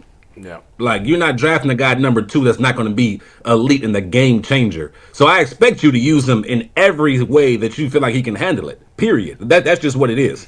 And when you bring a guy like Travis Hunter into Cleveland, not only does that light the city on fire and get some anticipation going for the team, he's going to be a dynamic playmaker no matter what side of the ball he's on, no matter how you use him from day one. Like, from day one, I'm telling you now, from day one, if they draft him in 16 days, the ticker just popped up, he'll be the best receiver on the team by week 8. That's wild. He when you watch him, he's like a mix of, you see resemblance of JJ. JJ means Jordan Jefferson. You see resemblance of CeeDee Lamb. You see resemblance of Brian Thomas Jr. that last year had an explosive year for the Jacksonville Jaguars. You see that in his game. Like he wasn't even used in a way, in my opinion, that he'll be used with the Browns or whoever drafts him, because they had a lack of running game, because they had a lack of pass protection. It was, if you watch his highlight, I'm not watching highlight. If you watch his 96 catches from last year, a lot of his catches came from underneath stuff because they had to supplement the run game, right? They had to figure out how to get our playmakers the ball. Our best guys are our receivers, so how do we get them the ball? And even if it's 3-4 yards, that can help us in the run game, because that can be, quote unquote, the run game, right? So when you use him going down the field, when you use him going different routes, on glance routes, and you find ways to motion him in the offense, and you find ways to create that separation naturally with rubs and things like that, he's going to be exceptional, man. So I'm excited to see how they're going to use him. And I'm with you, G. Bush. Like, wherever he can handle, like, I'm throwing it at him. Like, we're not drafting number 2 just to sit you. We're not drafting you number 2 not to use you. You were here because number 2, you're a playmaker. You're a game changer, and that's how we need to use you. Cecil, real quick, let's assume for the sake of this question the Browns do draft Travis Hunter. They use him on both sides of the ball, but I'm going to focus on the receiver and the offensive side of the equation for him for this question. But what is a receiver, and you can use Travis Hunter as an example, you can use yourself as an example. What are you looking for from the quarterback in that standpoint if they are going to use Travis Hunter as a focal point in the offense? Wait, ask that question again. What I'm looking as a receiver. Yeah, what's a receiver looking for in a quarterback to help maximize that relationship? Number 1, throw the rock. Like, throw the rock to me. I need my targets. that's just what it is. If you want to see me make plays, throw it to me, right? But I think when you look at Travis, and this is something, it's not a knock on Shedeur, because I'm a huge Shedeur fan. I think Shedeur, I want the Browns to draft Shedeur. I love Shedeur. But when I look at Travis, or even Jerry Jeudy or Njoku, I want a guy that's going to not only be accurate and put the ball in the right place, but when I want a guy that has a heck of an arm, that he can make any throw on the field. And when I play in Cleveland, I understand it's going to be weather. I understand it's the AFC North. I understand it's going to be tough games happening. When you look at different guys on field, I just want a guy that can give me the ball.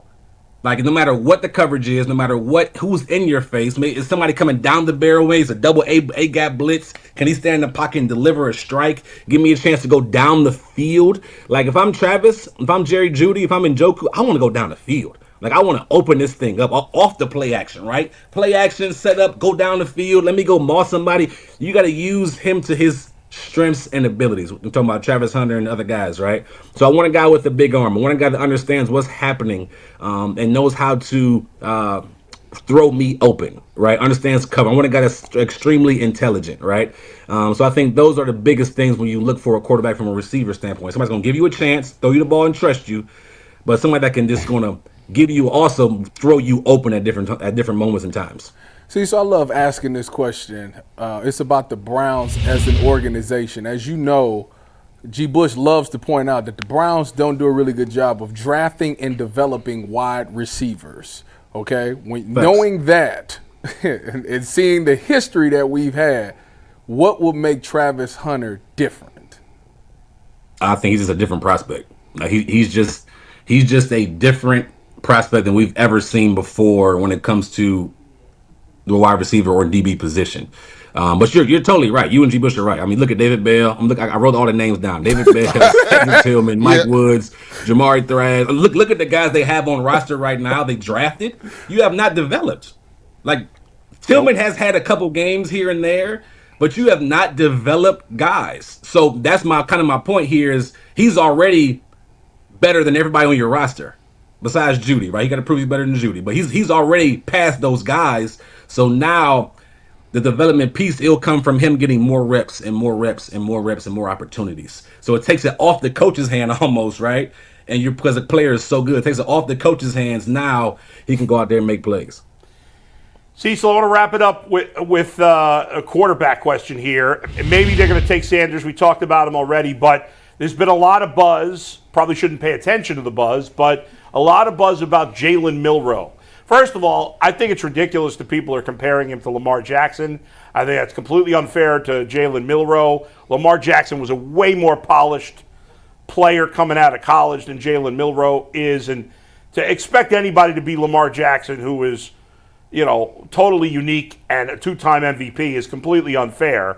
We know why they do it, obviously, but there is certainly incredible athletic ability there. But there's flaws in his game. He has struggled with the short to intermediate throw. What do you think of Jalen Milroe and the idea of the Browns either trading up to the back end of the first round or drafting him at 33? Number one, I like Jalen Milroe. I don't know if I like him enough to trade up for him in the first round. Mm-hmm. If he's there in 2, I would think about taking him. I'm a Hurts type of guy. Like, he's big, he's strong, he's a thicker guy. Mm-hmm. But you have to be able to develop him, right? You have to be able to put him in an offense that's going to be good for him. So a lot of read option, a lot of going down the field, right? When you draft, put it this way, when you look at Jalen Hurts, why is he successful? Well, you surrounded him with one of the best offensive lines in the league.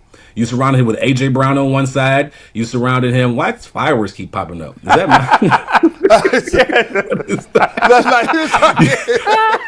the second time it's happened. That's funny. But you surrounded Jalen Hurts with A.J. Brown and Devontae Smith, like all these athletes. So if you can surround Jalen Milroe with the same thing, I think he has a chance, but you have to develop him. Because like you mentioned, the accuracy, the consistency, him going to short and intermediate routes, going through his reads, making it simple for him, I think that's what he would need. And I'm not sure the Browns are in position to be that patient right now with how the franchise is going. Cecil, great stuff, man. Wait, I got one more for Cecil real quick. Ahead. Cecil, Shador, are you more interested in trading back up in the first for Shador than you would be for Milroe? Yeah, I do. I think Shador has built programs. He's built franchises. I think I think people will be more accepting of Shador if he falls into the 20 range, right? The thing is, too, like, I'm nervous with Pittsburgh at 21. I'm nervous because they're in our division. And they'll mess around and get a Shador and get a Tyler Shuck or get a Jalen Milroe and truly develop them. And then we got to see them twice a year for the next decade. And I just don't want that to happen. But I would love to see Shador in the Browns uniform. They can trade back up in the first round. I'd be more comfortable with them drafting Shador, who is made for the spotlight, who's made for putting programs and organizations on his back and not worried about flinching at all. Like, he can ignore all the noise and just play ball. Smart kid. So I would love to trade back up for him a little more than I would Jalen Milroe. Cecil, they talk about, one of the knocks on Shador is his arm strength. And you brought up a great point about playing in this division where weather is going to play a part. You're going to have the big arm to make the throws in the windy conditions and all of those things. Would you still be comfortable with him, or would you be comfortable with a Jackson Dart, a Tyler Shuck, or somebody that's got better arm talent to be able to make those throws? Because as a receiver, you said you want somebody that can get you the ball. Tyvis. Yeah, I do trust Shador because how intelligent he is.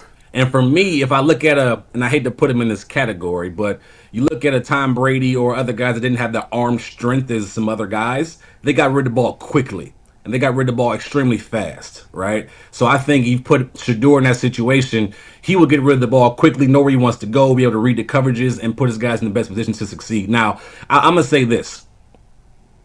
If I'm drafting a quarterback that's not Shedeur, I think I'm leaning towards Tyler Shuck.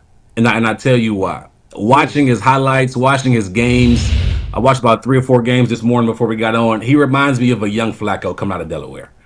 And when you can bring a guy that's 6'5", that's seasoned, look at the last 2 years. C.J. Stroud, Bo Nix, and Jaden Daniels. They played tons of college football games. Like tons of games in a row. That's it. So if you bring in a young guy and Kenny Pickett is the only one that can mentor him, I have an issue with that. I truly believe the room is what helps the younger guys develop and get better as a professional. Ask Tyvis. Tyvis was in the room. Tyvis was in the room with Errol Thomas and Richard Sherman and all these guys. Like that room is huge, man. Like it can help develop and really teach you how to be a pro. So if you bring back a Flacco, if you bring back a Keenum or whoever, I don't know who's out there, right, to help develop these younger guys in that room, I think it'll be huge. But watch Tyler Shook, man. He's something. He's something. Just because you said all of that, he's going to Pittsburgh because he fits. He looks just like a Ben Roethlisberger. He's going to Pittsburgh. Thanks, Cecil. Great insight, man. We'll watch you on the Ultimate 216 show. Thanks for taking the time. Hey, take care, y'all. All right, Cecil Shorts. Cecil Shorts. Real quick, by the way, when you see the fireworks go off in the background, it reminds me, I'm sure you've all seen the video of the lawyer who had the cat filter. Have you seen that one ever? That's a very, very funny clip. That's a hilarious one. Real quick, Guardians lineup before we get to Super Chats for opening day. Quan, Ramirez, Santana, Manzardo DHing, Lane Thomas in center. Where else would he be? Nolan Jones, Arias, Naylor, Rocchio, Ben Lively on the hill. Go ahead, Mike. Super Chat. All right, let's get to some Super Chats. We got a bunch today. The first one comes from Salvatore, the 216, who says, "It's all love, Ty, and the whole crew." This goes back to a Super Chat he had last week. A drone in my circles just describes going with the status quo or what's popular. COD, Call of Duty, is the McDonald's of gaming and jest. That's right. What does he play? The finals or something? Like, tell me what game do I need to be playing? Salvador, don't drop another Super Chat. Put it in the chat. I'll have Anthony look at the chat for your answer. DB Dog 21 says, "I thought about Jason's question on Shedeur yesterday. What is his elite trait? Not comparing, but what was Brady's elite trait? Mental. Shedeur was mentored by Brady and has said his own best trait is above the shoulders." You know, I love that because I used to say the same thing about Joe Burrow. It's just something about him as a person and how he carries himself, and that he could just exude confidence throughout the locker room. And I think Shedeur got that same aura to him, where it's like, with him, like as a player, I'd be like, man, I know that's a dog at quarterback. Like, so mentality does play a huge part. No doubt. But that's risky to bank on that. It is. Because I would have said, in the same breath, I would have said the same thing about Baker. Mm-hmm. Yeah. Go ahead, Mike. Eddie Everhart says, "Tyvis wearing the PS5 shoes today. Go Cards." Speaking of, Eddie sent me a DM. These are the Jake Shuttlesworth. Eddie sent me a DM asking for advice. He got games. His son's Little League. Jake Shuttlesworth. You know who Jake Shuttlesworth is? Yeah. Okay. So that's. Do you know who Jake Shuttlesworth is? Big Nuggets. I know Jesus Shuttlesworth. Okay. Oh, that's who I was That's thinking his father. Yeah. Denzel. Yeah. He wore these and he got game. Eddie, I'll reply to your DM about advice for a Little League coach. Unless we have time here at the end, I'll do it. If we have time at the end, we'll go. Yeah. Next Super Chat is from DB Dog 21. He says, "Tyvis and G. Bush, question for you guys. Oh, shoot. What frustrates a defense more, a quarterback with a cannon or a quarterback that can decipher exactly what you're doing every play?" Oh, definitely that one. The cannon is, all you got to do is play over the top for the cannon, because it annoys them. You'll sit there and make them dink and dunk, and then they'll get annoyed, and they'll eventually throw you the pick. But a guy that can decipher exactly what you're in, that means he knows where to go with the ball every time. And it's hard to, if you try to put cheese on it, you're going to mess yourself up and put yourself out of position. He's going to eat you alive. So definitely the second one. And that's why you don't draft defensive tackles. Mason Graham, he went on this visit yesterday. Future Cleveland Brown. Man, him and Myles Garrett on that D-line, it's like Cam Hayward and TJ Watt. We need it. Hey, listen. Him, think about it. Myles, Mason Graham, Mike Hall, Alex Wright, / Isaiah McGuire. T. Higgins. Or / Agbo. T. Higgins, Jamar Chase. What do you mean? Martin Emerson? No. Martin Emerson, Denzel, and Greg Newsome. DK Metcalf and Pickens. What's wrong with A.J. Brown, Devontae Smith? What's wrong with Martin Emerson and Denzel? Well, listen, nothing. Martin moving an outside linebacker. Oh, my God. So, listen. The man had one bad season. Not even safety. You got him all the way to linebacker. Outside linebacker. He had one bad season. We're going to move him in a bandit. He had one bad season. Make up a position. Gee, I just told you that today in the NFL, wide receivers do this, then this, did this, did this, did this. Cornerbacks, you mean? Yeah, corners. Like, he'll be fine.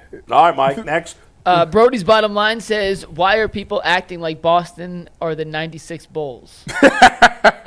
Because they got it. I mean, one. They got a championship. Nobody's acting as if we're not at all. Matter of fact. But they clearly deserve to be the favorite. And they clearly had 3 guys on the Olympic team. Yeah. And they clearly had 3 guys on the Olympic. Yes, they did.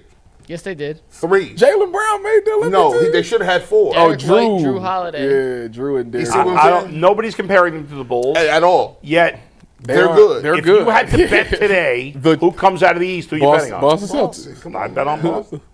Don't mean the Cavs can't beat them. Now, listen, I would love for them to win, but if I'm putting my money on the line. Yeah. I mean, there's some good teams out there, bro. And especially OKC is good too, man.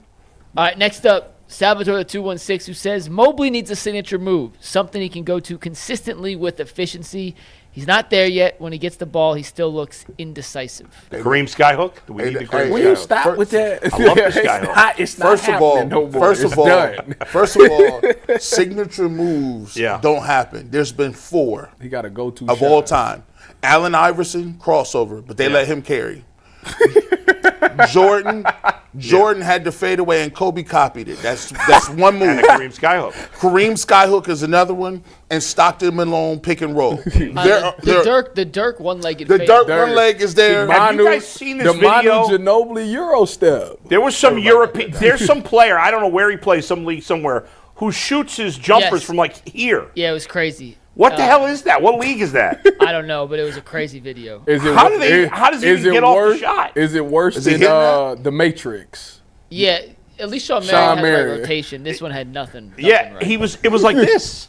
He would like jump on one leg and go like this. All right, next super chat. Salvatore also says, I love Sam Merrill, but is Kenny the father-in-law of his child or something? I don't think he gets this much playing time on any other team. Regular season. I'd rather take Isaac's athleticism.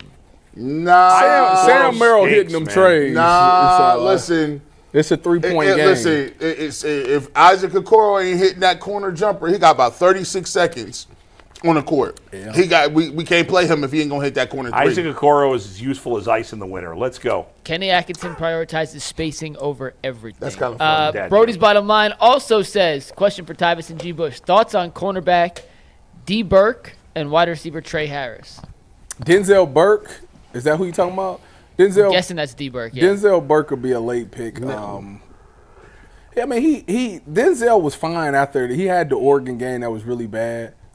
It's a confidence thing for him. And the only thing that I've always challenged Denzel on is his ball skills. When the ball is in the air, he got to do a better job of playing the ball. He gave us glimpses of it, but it wasn't a consistent thing. If he gets that down, he'll be a really good corner. Trey Harris, the wide receiver from Ole Miss, I like him. I think he's going to be a really good player. He'd probably be like a 3rd-round pick. I thought he was going to be faster than that. What do you run for 5? 4 or 5. Yeah. We got 2 more. That's 2 more. If you run good routes, 4 or 5 is good. Go ahead, Mike. This next one is from Hugh Janus. Wow, says, you really watching feel the Cavs get banged on this much lately is starting to feel personal. I mean, damn, even I would clench, and I'm literally Hugh Janus. And last one comes from Buckeye Paulie, who says, I have yet to hear who from the 26 quarterback class is better than Cam and Shador. They would have been better this year if so. Drew Aller had 3 quarterbacks in the Big Ten play better than him last year. They just like Archie Manning. Arch Manning is supposed and Garrett to. Nussmeier. Yeah. Nussmeier, if he was in this year's draft, had a chance to be the first overall. So why pick. didn't he come out if he's so good? He didn't have a great LSU didn't have a great year. He wanted to go back. He's a coach's kid. Wow. He's the Heisman favorite for next season. Him and Arch Manning are the top two. So those two in particular. Nico, what about Nico? Maliava. We'll see you out overtime. Good 6'5" Tennessee quarterback. He is good. Very We're talking about the national championship game in overtime. Crazy finish. The Gators are national And I'm champions. very Break it down. disappointed Coming up. in the new in a few Daredevil minutes. show. Ayamalieva. Did it?